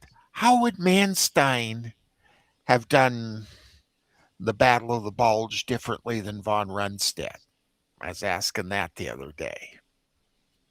And it gave me a rather good answer. It gave me a rather good answer. In fact, one that if I had to write a paper on it, yes, I wouldn't have to make very many changes to what they wrote. But people are selling their souls, Brother Tom. They're using it to write books, which are totally worthless to me. I know a guy who had AI write a book. I don't want to buy an AI book. No. There's no soul in it. The other day, I forget what school, but one of these AI guys was addressing a graduation, and he started talking about the wonders of AI and how it was going to do everything for him. And the students booed him off the stage. Yeah, that's right. A couple of those guys got booed off because they're losing jobs to AI. Yeah. I would not want to be a college graduate right now. I think if I were doing it right now, I'd want to be a plumber or an electrician or something. Absolutely. But here's the number one thing that's going to tank AI before it gets too far out of the stanchion is it takes electricity and a lot of it. Every place where they put up these data centers, suddenly we're having water problems. and suddenly their electric, everybody else's electric bills are about tripling. And the noise, if you live in the proximity, they say there's all this noise, this hum going on. Yes. Your electric Yeah. bill shoots up, your water shortage, we're in some serious trouble. We got drought in Yeah, much of we the need country. to get somebody on here that knows about some of this stuff and can tell us a little more about these data centers. I can tell you a lot about it, but I would be more interested if we had somebody whose area was being threatened by it, I like just feel somebody like in Texas. we're in a repeat scenario. We're talking about this several years ago, Operation Warp Speed. Now it's Operation Stargate. I mean, for the good that Trump's doing, he's doing a lot of bad too. But here's the sad part. If he didn't do it, somebody else would do it. I think it's our destiny. Hmm. We're under judgment. And when we're under judgment, you were reading Deuteronomy 28 a couple weeks ago. What did it say? It talks in Deuteronomy 28 about what when you don't follow your heavenly Father, what happens? Suddenly you can't make decisions anymore. Suddenly you can't do anything right. You're the tail instead of the head. And how do you become the tail? Because you can't make decisions. The place where I went to graduate school now has their MBA curriculum is decision sciences. And yes, there's a certain amount of science that you can employ in making a decision. I agree with that. But you don't turn it into a computer program. But that's what they're doing. Even NVIDIA is not I'm wanting to make sorry. And video I'm cards. sorry I was ever a part of it. Everything being done right now is to feed AI. You and I are secondary. They've already announced that your AI is going to need a computer, but you're not going to need one. You just need a cloud terminal. You're not going to buy a video card anymore from us. You're going to rent it in a cloud. And every time you log in that terminal, they know where you're at. Total surveillance 24/7. Well, they already do that with your cell phone. Of course. And guess what you can get on your cell phone? You can get ChatGPT on your cell phone. Apple You, Intelligence, ChatGPT, Copilot, oh, there's a whole bunch of them out there. Recall, Gemini. Well, let me go through and give you the list. How about That's Claude? Claude. I ran Claude. through some things on I opened it up one day and started running some ideas on a book. And boy, oh boy, it was ready to write it for me. I'm sorry, my writing style doesn't match anything to do with AI. In fact, AI would hate the way I write. But there's But no it sure likes soul some of in an the AI ideas. written Yeah, there book. is. It's And then soulless. there's here one called Freedom GPT, PYGPT, Layla AI, and Clawbot. then and then you've got all these things that'll allow you to create pictures, which is a lot of the historical things I watch that do the history of World War II. They're using AI pictures for that. Yeah. Trying to depict World War II and not doing a very good job of it. Because I'm sorry, I may have been in the Army in the 70s, but I still recognize the ranks from World War II. And people are happy to do that. They say, Oh, yeah. I can make money more easily. I can just crank out the books. I don't want to buy your AI book. I'm not interested in it. And I canceled Windows. We're running tonight on Linux. But then I realized I got some programs that don't work, so I had to put Windows 10 back on a laptop, and that is running Windows 10. And I'm tired of AI. I'm pushing back. Mm-hmm. But it's ubiquitous. They're forcing it on us. As I mentioned, I couldn't even click on a YouTube link the other day someone sent me without logging in with my Gmail account. Really? Oh, yeah. No, that's called the CAPTCHA system. The new form of it, they want you to Yeah, log in. Cloudflare. And Cloudflare is a publicly traded company, and it's Age huge. verification. They say, oh, we're trying to protect the children. No, they're trying to get everybody to sign in so they can number and locate you. They don't want any VPN. Oh, I know.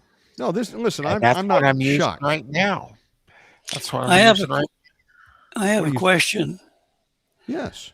I saw a channel the other day, about 3 days ago, that said that the undersea cables have all been cut, or 12 of them. I haven't And- heard that. Okay, so that may be disinformation. Well, I heard that too, but I haven't verified it. Now, they have done that in past years, and we got affected over here in Bali. There was an undersea cable cut, and they say, it was a mistake.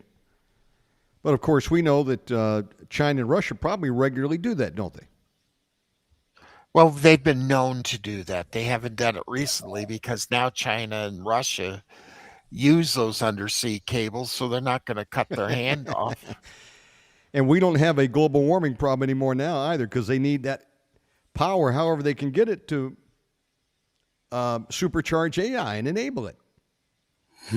Yeah, and you're not going to do it with windmills. I'm sorry. My wife, Narita, just told me, though, something. She said there's been a blackout for a couple of days now in Sumatra. Oh, really? Blackout. Now, I don't know if it's been restored, but for like 2 days they were in a blackout. Apparently some problems with the grid. And so back to the Strait of Hormuz, if people aren't getting fuel, I know they were in panic a couple weeks ago in the Philippines. So how are they? And How are they India managing? right now is gas rationing. Right? Even propane, natural gas. Do y'all use propane tanks, Brother Baird, over there where you're at Yes, for cooking? yes. Us too. They're pretty handy. They'll last you for weeks, won't they? Yeah, they do. I think everybody ought to have one of those in a 2-burner stove, like they use in Mexico too. But Yeah, we even have that's a been rationed. emergency one if we need it. And they say we have no oil refineries in America. We haven't invested in that in over 20 years, apparently. 30. 30. I don't know why Elon Musk, with his $400 billion, doesn't build a steel company and also an oil enrichment refinery. He could make a lot of money. And he could build it if anybody number could. one, where's he going to build it? California has regulations. That's one of the big oil producing states. California has such exacting regulations. 2 refineries have moved out of there. Texas, getting a refinery built there takes about 10 years worth of paperwork to get it, to even Really? get the approval to build one. Wow. Oklahoma's not much better. Kansas still have trouble. I'm trying to go up here. Colorado, forget it. You're not even going to get them to allow you to build a refinery here. Wyoming, that's a possibility because Wyoming will grab money any way they can. South Dakota, North Dakota, Montana. Well, South Dakota, same story. They're in. Anytime you can make them money, they're happy. I've got an North LLC in Dakota. Wyoming, by the way. Yeah, smart thing. And a Because phone number. LLC's got their start in. I don't have Wyoming. anything going on with it, but I was talking to my wife today. I want to do a deliverance ranch and do it in Wyoming and get some buffalo out there. Brother Baird, you ready to come up? Ride some horses and some buffalo? That sounds like fun. That would be fun. There's Yeah. nothing but land out there. You can get cheap. I don't know about the water, though. Well, that's Water another is a problem. big issue. And anywhere you move right now, I want to make a caution for everybody. If you're thinking about moving, make sure there isn't a data center nearby. These things are coming up everywhere. Oh, man, yeah. And if you get close to one, you're going to have trouble with your water. You're going to watch your water pressure go down to near zero. So forget taking a nice long hot shower. And you're also going to see high power bills. So if you're going to move anywhere, especially if you're going to get out in the country, you better, one, have some solar panels ready, and two, you better have a good windmill going. There's little windmill systems you can get. Now, Brother Baird, what part of the world are you in? I'm in the Caribbean. How long have you been over there? Oh, off and on for the last 11 years or 13 years. Oh, 13 years. I don't know. We're in trouble in America. We might have to go overseas. I have some friends that bought a place in Japan. They got 8 million abandoned homes. They got one for $12,000 US. Nobody wants to live out there in the countryside. All the youth want to go to Tokyo. I don't blame them. $12,000 US. I said, what could you buy for that in America? You can't. You can't get a mobile home for that. No, a mobile home right now is about 70, 80,000 for a used one. That's insanity. The price And of if things. you want a decent house, even if you go out in the middle of Kansas, you're still dropping $250,000. Good grief. I don't You know. come out here in Colorado on the Front Range, if you want a condo, it's still $500,000. Brother Mack, are you going to stay in Colorado till Jesus comes back? What are you there for? You got deep roots there in Colorado? How long you been over there? Well, basically, I had that accident 15 years ago, and there's still a lot of residuals from that accident, so I have to be around good medical care. Okay, I understand that. That's one thing Colorado has, is they have very, very good medical care here. Okay. Brother Baird, what about you? You think you're coming back to America anytime soon? Probably not. Not because of the medical, for sure. The hospital here, you only go there to die. Right. I don't want to be anywhere near the hospital if I can help it. Oh, my goodness. Exactly. Yes. I'm dealing with a situation this right one now. Still has dirt. This one still has some places has dirt floors in the hospital. Oh, my. Oh, no. That's terrible. Good grief. But I know you had I don't know if it was called a governor or what there of the island. But Prime Minister? Prime Minister. That's right. Who was pretty nasty during COVID. Is that dude still in office? And if not, what's it like over there now? He's still in office, but his party is out. Oh, good. Now figure that out.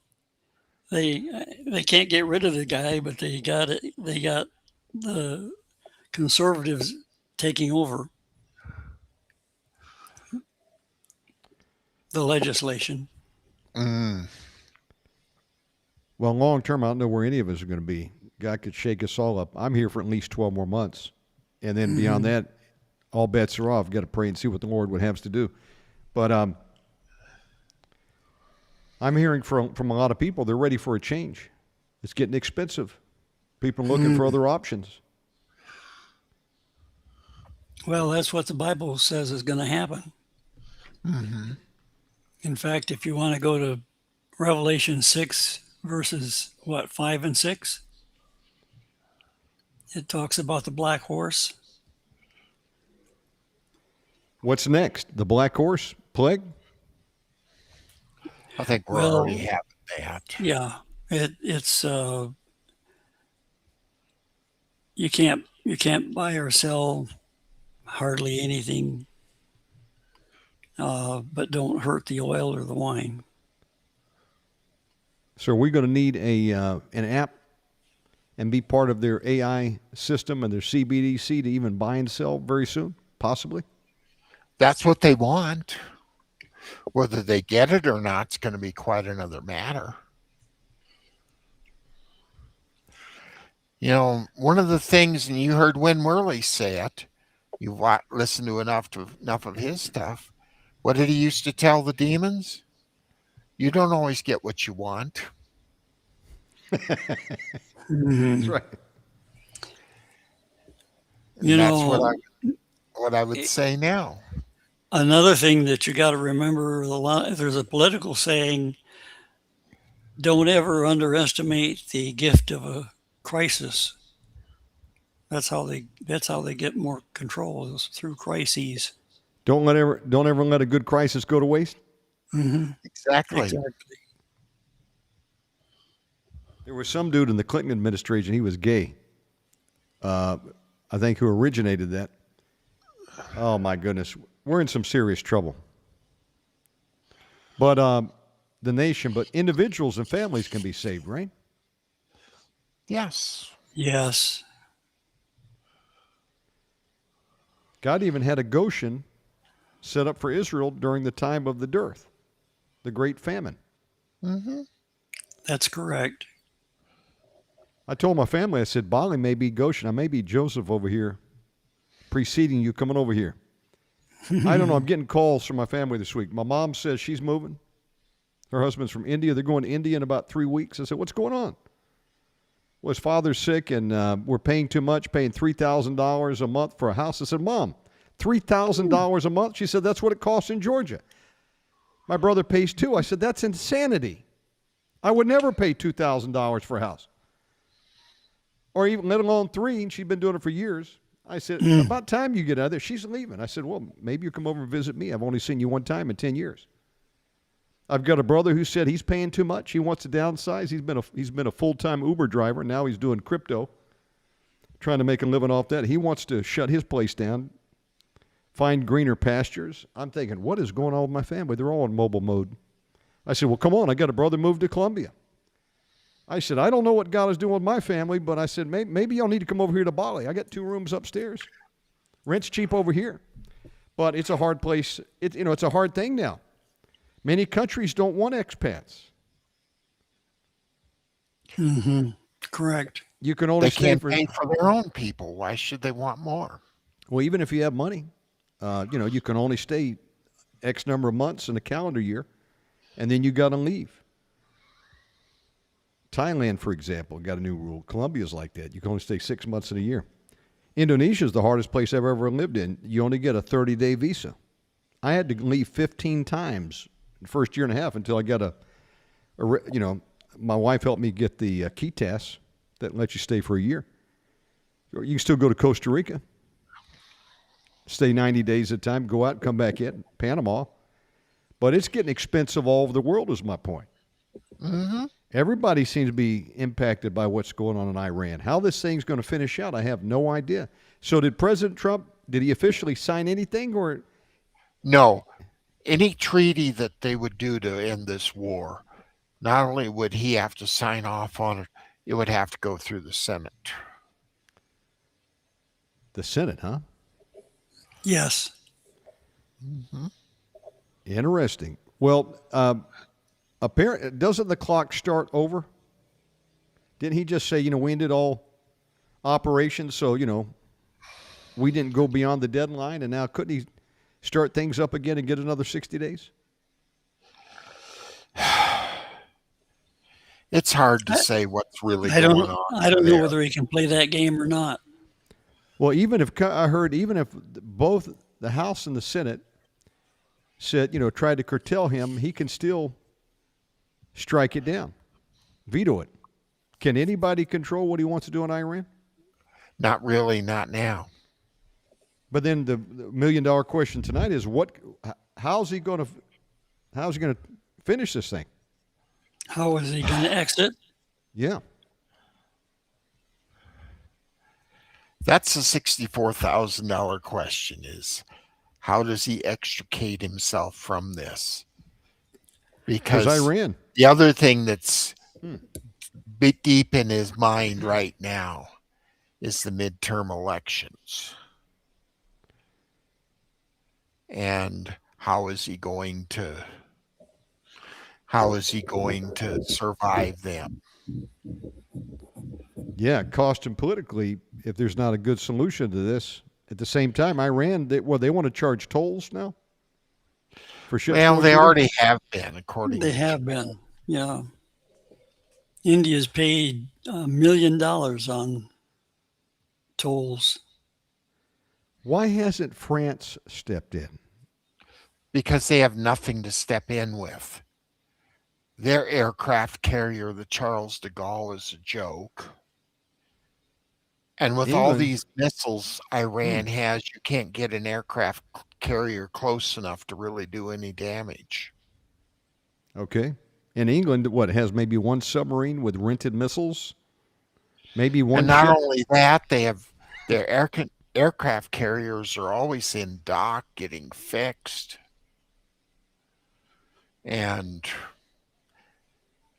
their army is half the size of our Marine Corps. This is It's not uh, the British it's Army of World War II. it's 75,000 strong, I think, right now. Brother Baird, Yeah, that's about half the size of the Marine Corps. if you were the commander in chief or secretary of war, what would be your move at this point in time? I'm a Jeffersonian, if you know what that is. I'm for getting rid of all foreign entanglements and paying attention to our own pea soup that we are creating ourselves at home. Get our house in order, in other words, America first? Exactly. I hear you. I'm not real interested in seeing our army around the world. I think the days of us doing that are done.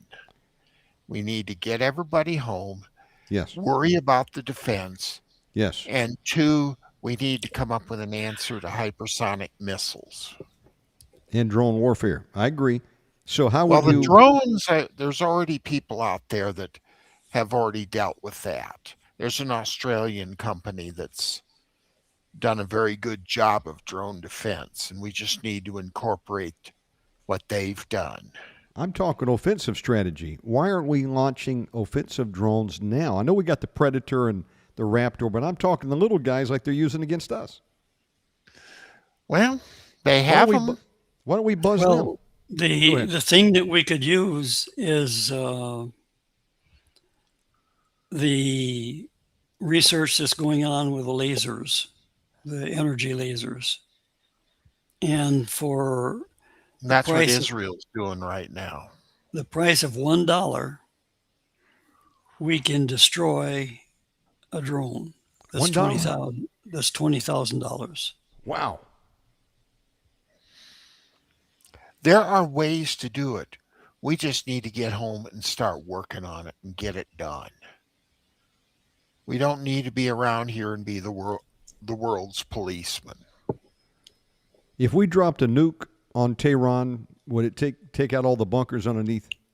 No. No.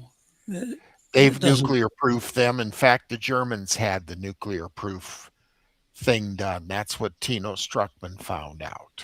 What about a bunker buster with a nuclear warhead that's activated once it gets down into the bunker?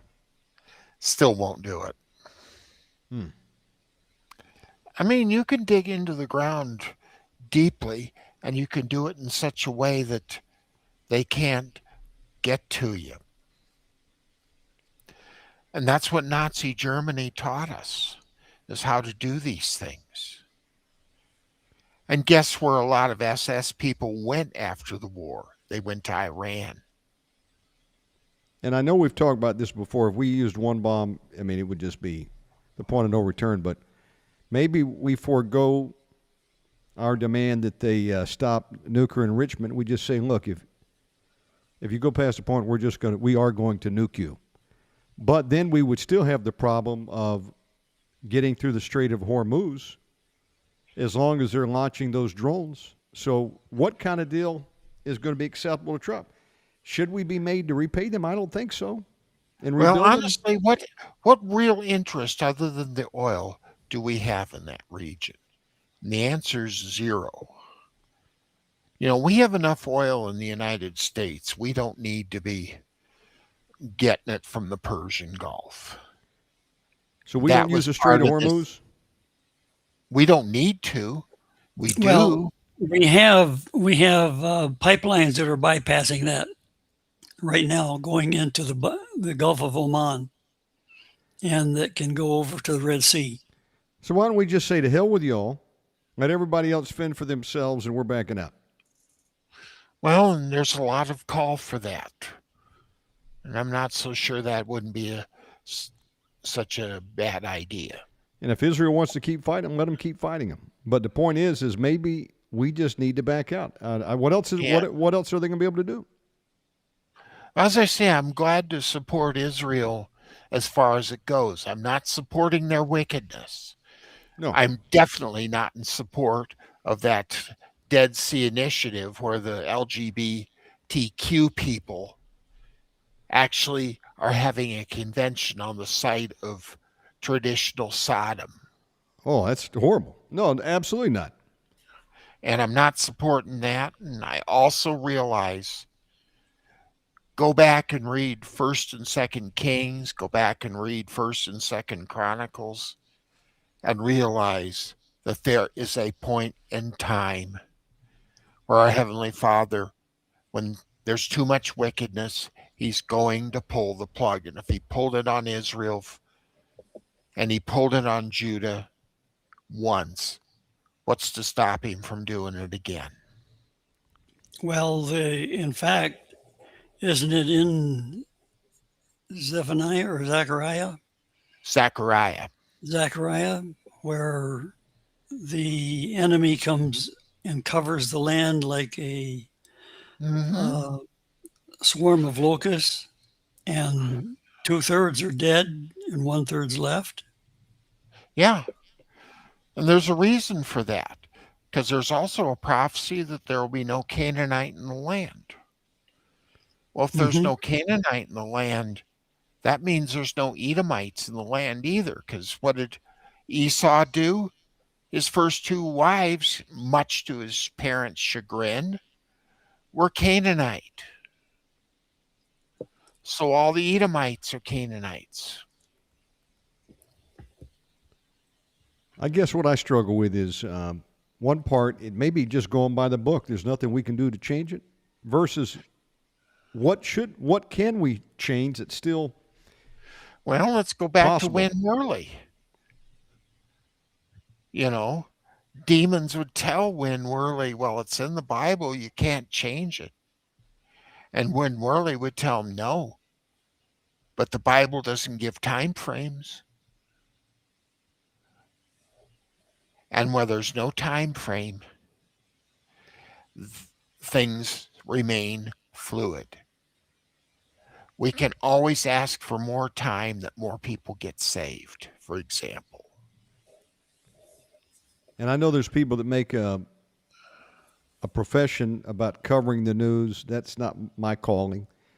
And you could be an Alex Jones, expose a new world order, but are you winning any souls at the end of the day? Do we have to keep that in mind, that we've got an assignment down here and it's all about souls? Well, here's the other thing too. There's, in the Bible, you read of observers of time. The Hebrew word is anon. Gee, have we ever heard that before? And observers of times are considered just as evil as a necromancer, just as evil as a wizard or a witch. And sometimes we have to be careful about our dependence on these kind of people. We get to the point where we depend on them and we aren't trusting, 1, our Heavenly Father, and 2, doing our own work. News Mhm. reporting, I have no problem with. But when you start analyzing the news, that's when you get in a gray area. I'm saying if that's our only focus, how is that occupying until Jesus comes and obeying the Great Commission? I think It we got to isn't. keep it in perspective, right? It isn't. And that's one of the reasons why you're not here just as a news source. Right. You're here because the devil's here. You know, I got a feeling if the devil were to quit and go home, Omega Man Radio wouldn't have any reason to exist. Well, I If go there was back no devil, to the roots. I have to reevaluate what I'm doing from time to time. And in the beginning, God just said, "Speak my word." I'm really here just to read the Bible. mm-hmm. But of course, I guess he's approved of these other things we've done over the years and all these shows. And I know we are watchmen here tonight, and we are Yeah, there alerting is a people. place for warning people. There is a Absolutely. place. There is a place for some of these things, but we have to be careful to not become an observer of times. That's why it's such a gray area is because you can stop being a watchman and start being an observer of the times. So, gentlemen, as we're uh, getting into Oh the wee boy. hours tonight, I want to be respectful of Brother Mac. It's still early for you and me, brother. I mean, for Brother Baird, for me and Brother Mac, it's too Yes. early. But Brother Baird, any closing thoughts tonight or words of wisdom? We will. We number one. If we want to go back to our roots and be a Christian nation again, we're going to have to be willing to suffer and to humble ourselves before Yah himself and call out to him. Only through him and through his holy fire can this nation be turned around. And that may not happen until just at the last end of the tribulation, just before it comes. And certainly on Well, an and individual basis, we can be doing that now, right? yeah, and That's the other correct. thing I think about with that is I'm still looking at what the Lord has shown you in the past about this nation.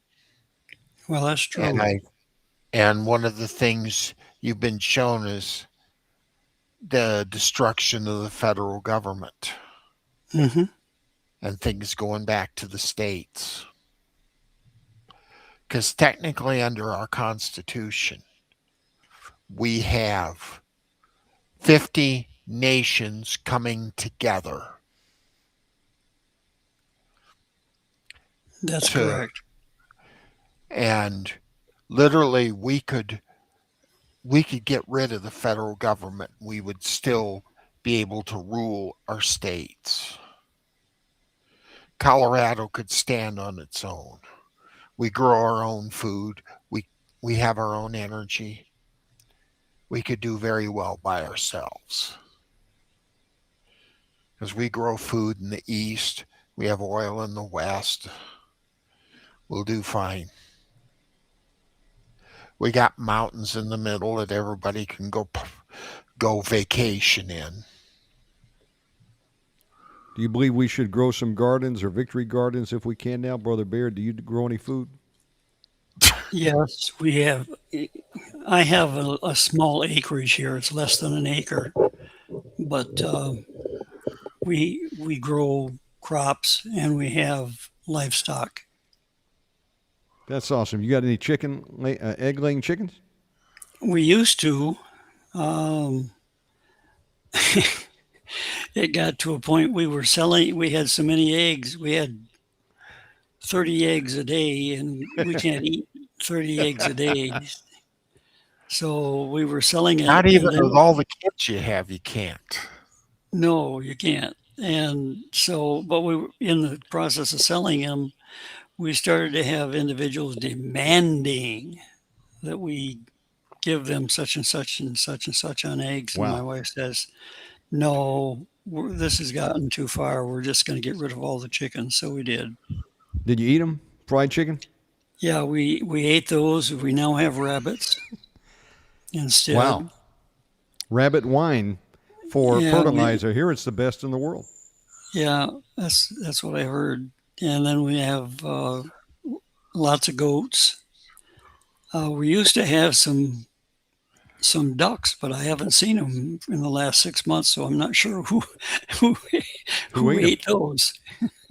I had a couple ducks here in the past month or so. We gave them up. They sure are messy. Yeah, Yeah. yeah. And I had them in a cage. They were outgrowing it. Gentlemen, I want to thank you for coming on tonight. I want you all to close in prayer, but before you do, I want each of you to give out your contact information. Anything you want to mention or promote, feel free. Okay, this is Tom Baird, Major Retired, and my website is aliveontheedge.com, and my email is tom@aliveontheedge.com. Go ahead, Tom. In my case, I've already self-promoted it a couple of times in this broadcast, but it's bible-codes.com, whitestonefoundation.org, and I've got a bunch of them on there. heavenermysteries.com. My email address is tom.mack at whitestonefoundation.org. I want to say to you, gentlemen, I apologize for last week's program.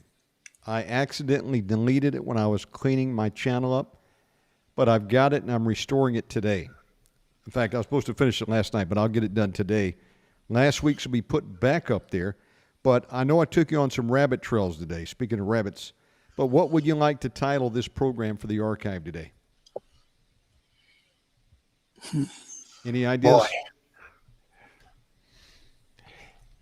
AI exposed. That's good. Yeah, that would be good.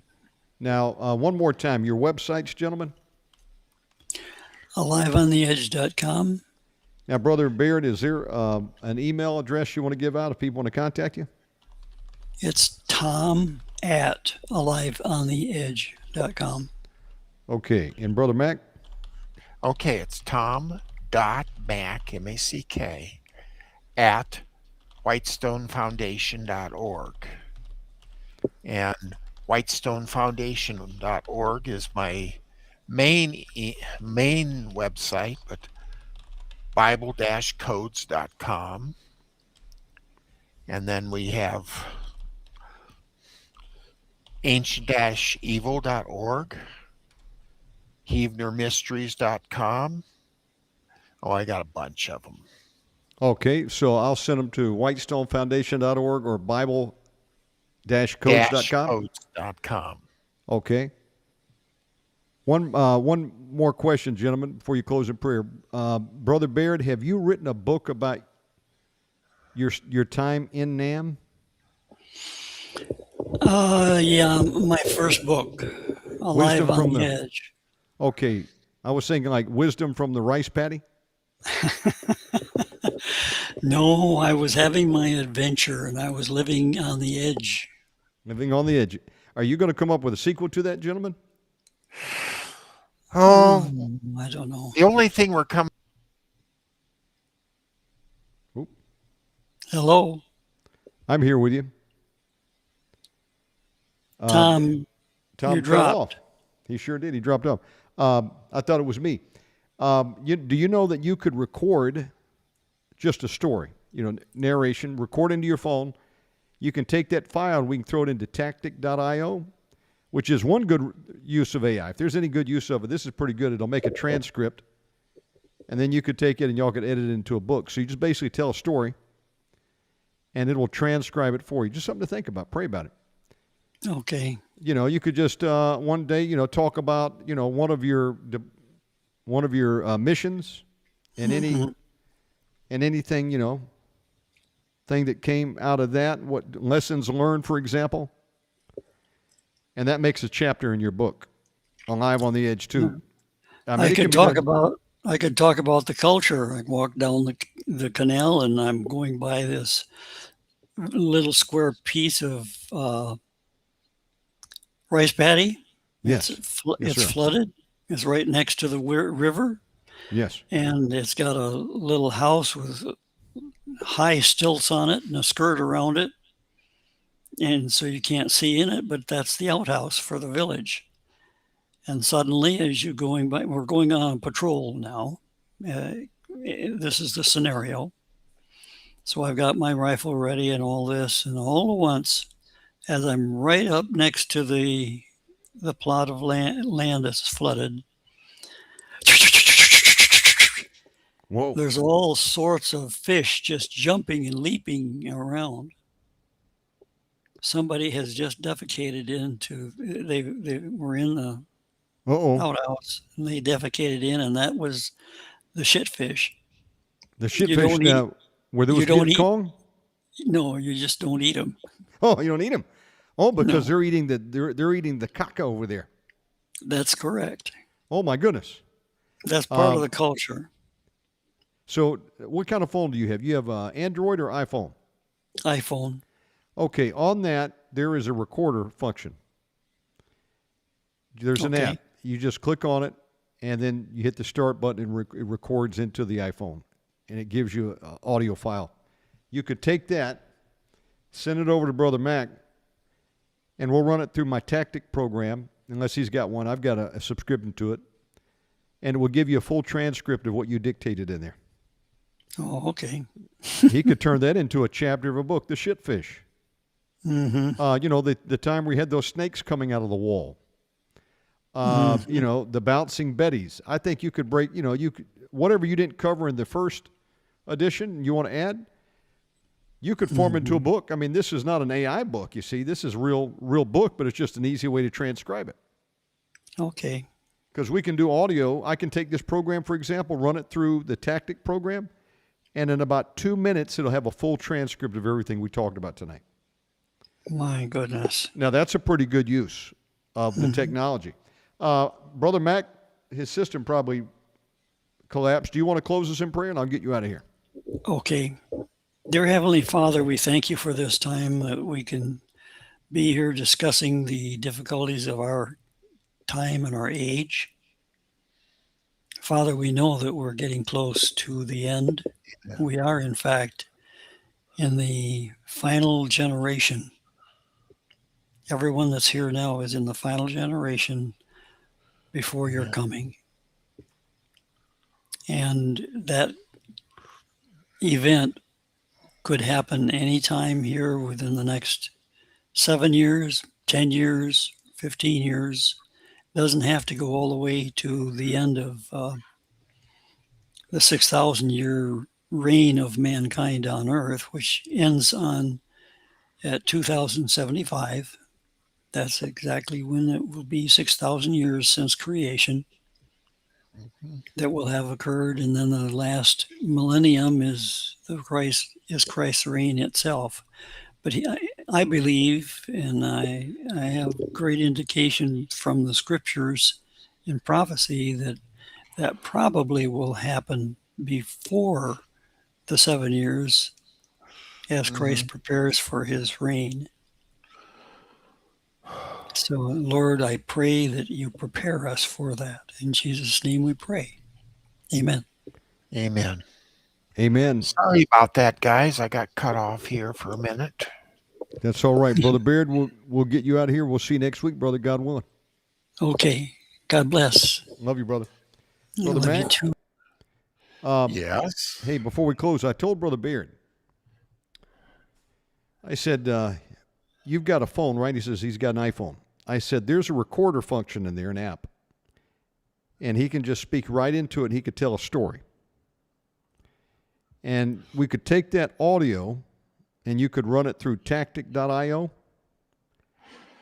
I have it a will give- transcriptionist Okay. if I'm going to do that. And, You run it through, well, you run and it through, she's already worked for Major Baird, so well, that's what I would prefer doing, is because my friend Pam would very gladly do that for him. Oh, She great. really likes.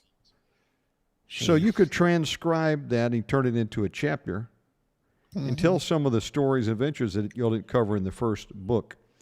And while you were gone there for a minute, he said, "Oh, you mean like, for example, we had this outhouse and I'm walking down through the rice paddies and all of a sudden I heard all the sound. I thought he was making the sound of a bullet.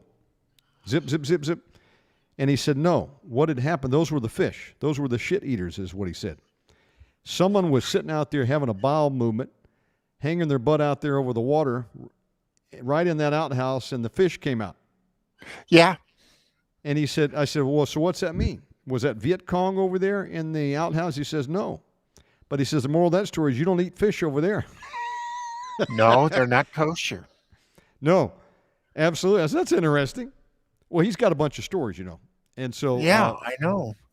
I would like to get them down. As I say, if we got them down, I could get Pam to transcribe them all and we could turn them into a book. well, that's just an idea for you to help encourage y'all to get the ball rolling.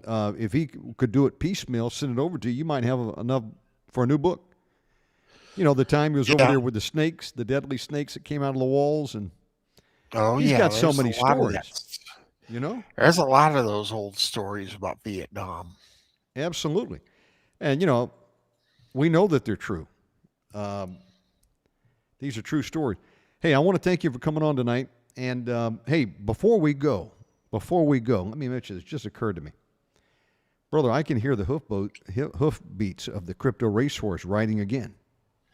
Well, the thing I'm worried about is now that we've got a Federal Reserve chairman who's more favorable to it, but how he's favorable to it is going to be very interesting.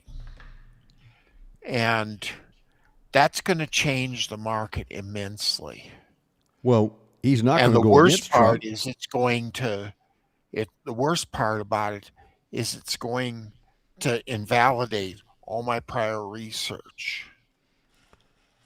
But Because if he change, everything is based upon a Federal Reserve hostile to the crypto market.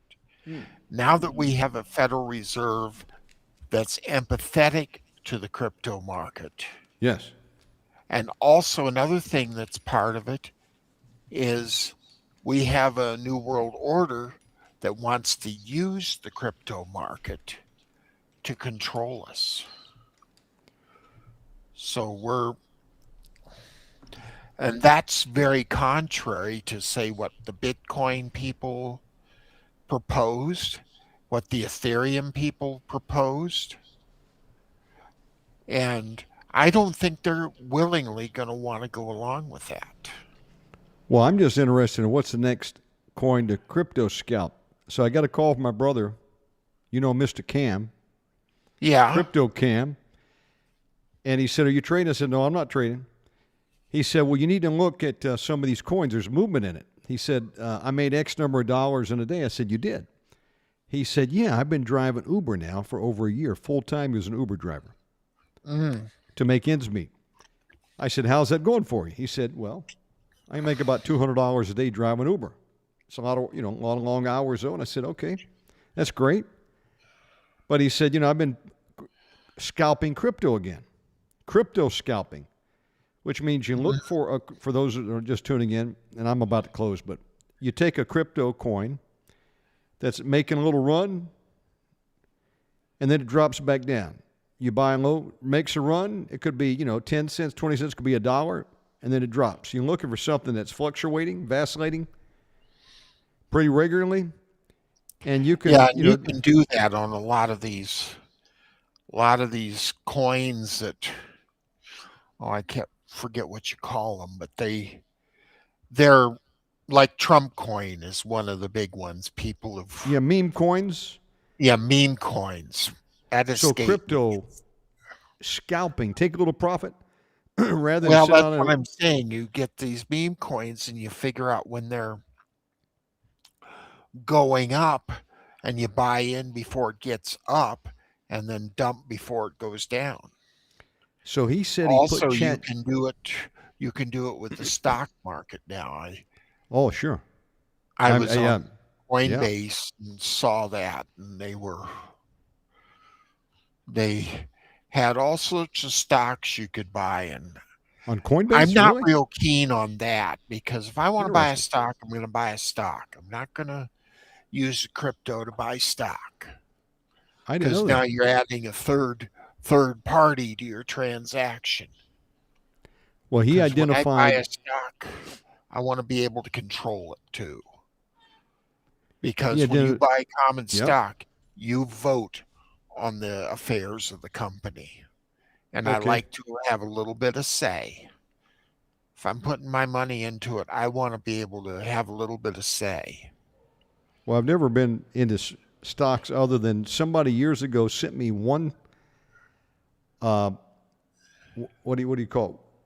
Share. One share of 3M, and I was getting these little micro check payments in. I thought it was a scam. You know, sometimes if you sign something, send it back, maybe it got you enrolled for something, but I was just throwing them away. It was like 28 cents, 3 cents. I'm like, Yeah, I had to that's a dividend check. I went into my storage when I went back to America, first time since I came over here 10 years ago. I've been back one time. I had to go into my storage unit, and in my storage unit, I found this big framed stock certificate. I said, "What is this?" My mom or my brother who had gotten my mail, they didn't tell me about it. That had come in, and I looked at it, and I said, 3M, there we go. That solves the puzzle. I Minnesota had been Manufacturing and Mining. I had been getting these little microchecks, so now I cash them. You know, whenever they come in, it might be a quarter or whatever. But I thought that was kind of cool. But make a long story short, Crypto Cam says he's trading. I said, "What are you trading?" And he says, "I like Solana. I'm looking at That's been doing well. Sui." Yeah, that's been I, doing well. he said that he's been making money with Ondo, Ondo. I said, "Ondo?" Yeah, I've looked at that one. I said, "What are you doing?" He says, "I'm scalping." I said, "Scalping?" He said, "Yeah, man. I made a couple $100 the other day." I said, "You did?" He said, "Yeah, if this works out, I'm not going back to Uber driving." He says, "I just want to be a crypto scalper." And so I thought, let me take a look at this. Let me dust off the app. I haven't been doing anything in about a year. And I went over there and I've been studying Solana. And it's a good coin to scalp. Now, not only is it up in the top 10 in the world of coins, okay, so it's not a meme coin, but it's down around $83, $84, and then it'll shoot up into the 90s. You know, you can make $1 per coin over there, little Yeah, crypto scalps. Solana's at number 7 at $449.22 billion. Now, I like to It's take coin market $85. cap and filter out the stable coins because those are useless. Nobody's trading in those, right? Well, I'll tell you what I use stable coins for when I traded. I used it to go, I would go into it as a place to hold it while I'm making a decision. Because sometimes Tether, USDC, they're places you can hold your coin knowing that the value's going to pretty much stay the same. Like, for instance, if I'm deciding, do I want to do Tron? Do I want to do Doge, which is number 10 by now? And Number 10. it's at 10 cents. Not really interested right now, but could get there. Right? Or Cardano, which I've been in the past. It's at 24 cents. XRP is at $1.35. I think that might be a really good opportunity. And plus, the Trump people are big into it right now. Dude, look at Zcash. Yeah, it's at number 12. $655 a coin. That thing used to be in the $300 range. That's done a 2x No, I remember or when it more. was down at 50, 60 bucks. Good grief, that's a 12x. Yes, That's amazing. I wouldn't be buying it now. It's too high, but I'm just saying, isn't that interesting? But you know, Well, what they did, they didn't create anymore. Like a lot of these other coins, they they keep creating them, and what does that do? It's like inflation. The value goes down. Oh, you got You a may point. have a Good dollar, point. but that dollar isn't any good if it buys less. The It's like, do you want crypto, $1 now or $1 a year from now? right? That's right. Let's see, under 17 million coins. That's got scarcity value. The crypto racehorse top pick for tonight, Solana. Solana, I believe it's going to go up. Definitely, you can crypto scalp it right now, but I believe it's going to go back up over 95. Just a matter of time. And that's got some real use cases. You can mint coins on that. If you had to make a top pick tonight, what's your top pick? XRP, just as I said.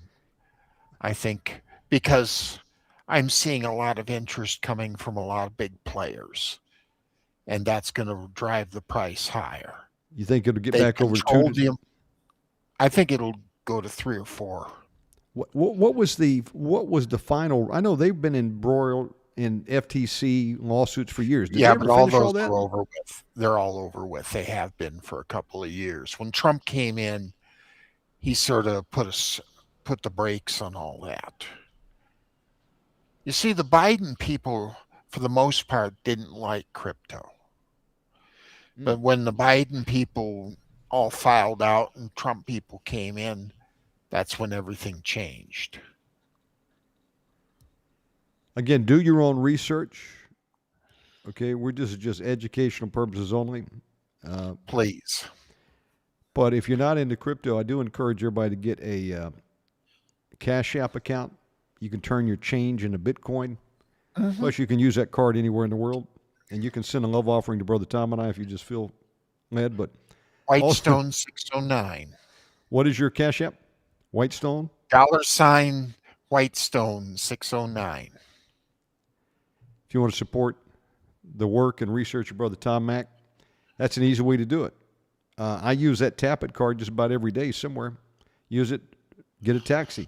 But it has a Bitcoin wallet in there. It'll turn your loose change into Bitcoin. But also get a Coinbase account. And tip your toe in the water. Who knows? Maybe we'll get enough content we can do a program periodically. But I may be putting on that crypto racehorse head again. Maybe I'll use AI to make a video this time of a horse running. Okay. My brother, we love and appreciate you. We'll see you next time. God Thank bless. you for having us on. We really appreciate that. Thank you, my friend. Honored to be with you every Sunday, folks.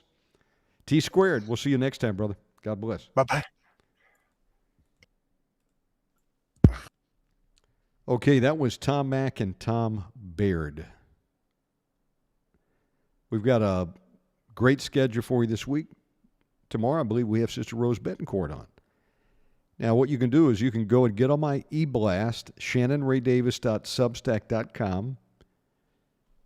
You can find out what we got playing there, what times and programs. Forgive me, I did not do Speak My Word tonight. I will make up for it, I promise you. I'll be ready for tomorrow. But I hope you enjoy these programs. I just put another episode of our 2 new series that we're doing 1 a week for the next 52 weeks. My grandfather, Brian Weber, and then also John Lennon Cook. Brother John's Gospel Hour. You can check them both out. I put them up yesterday. I've got an archive of 12,000 shows. I'm ready to pop those up there.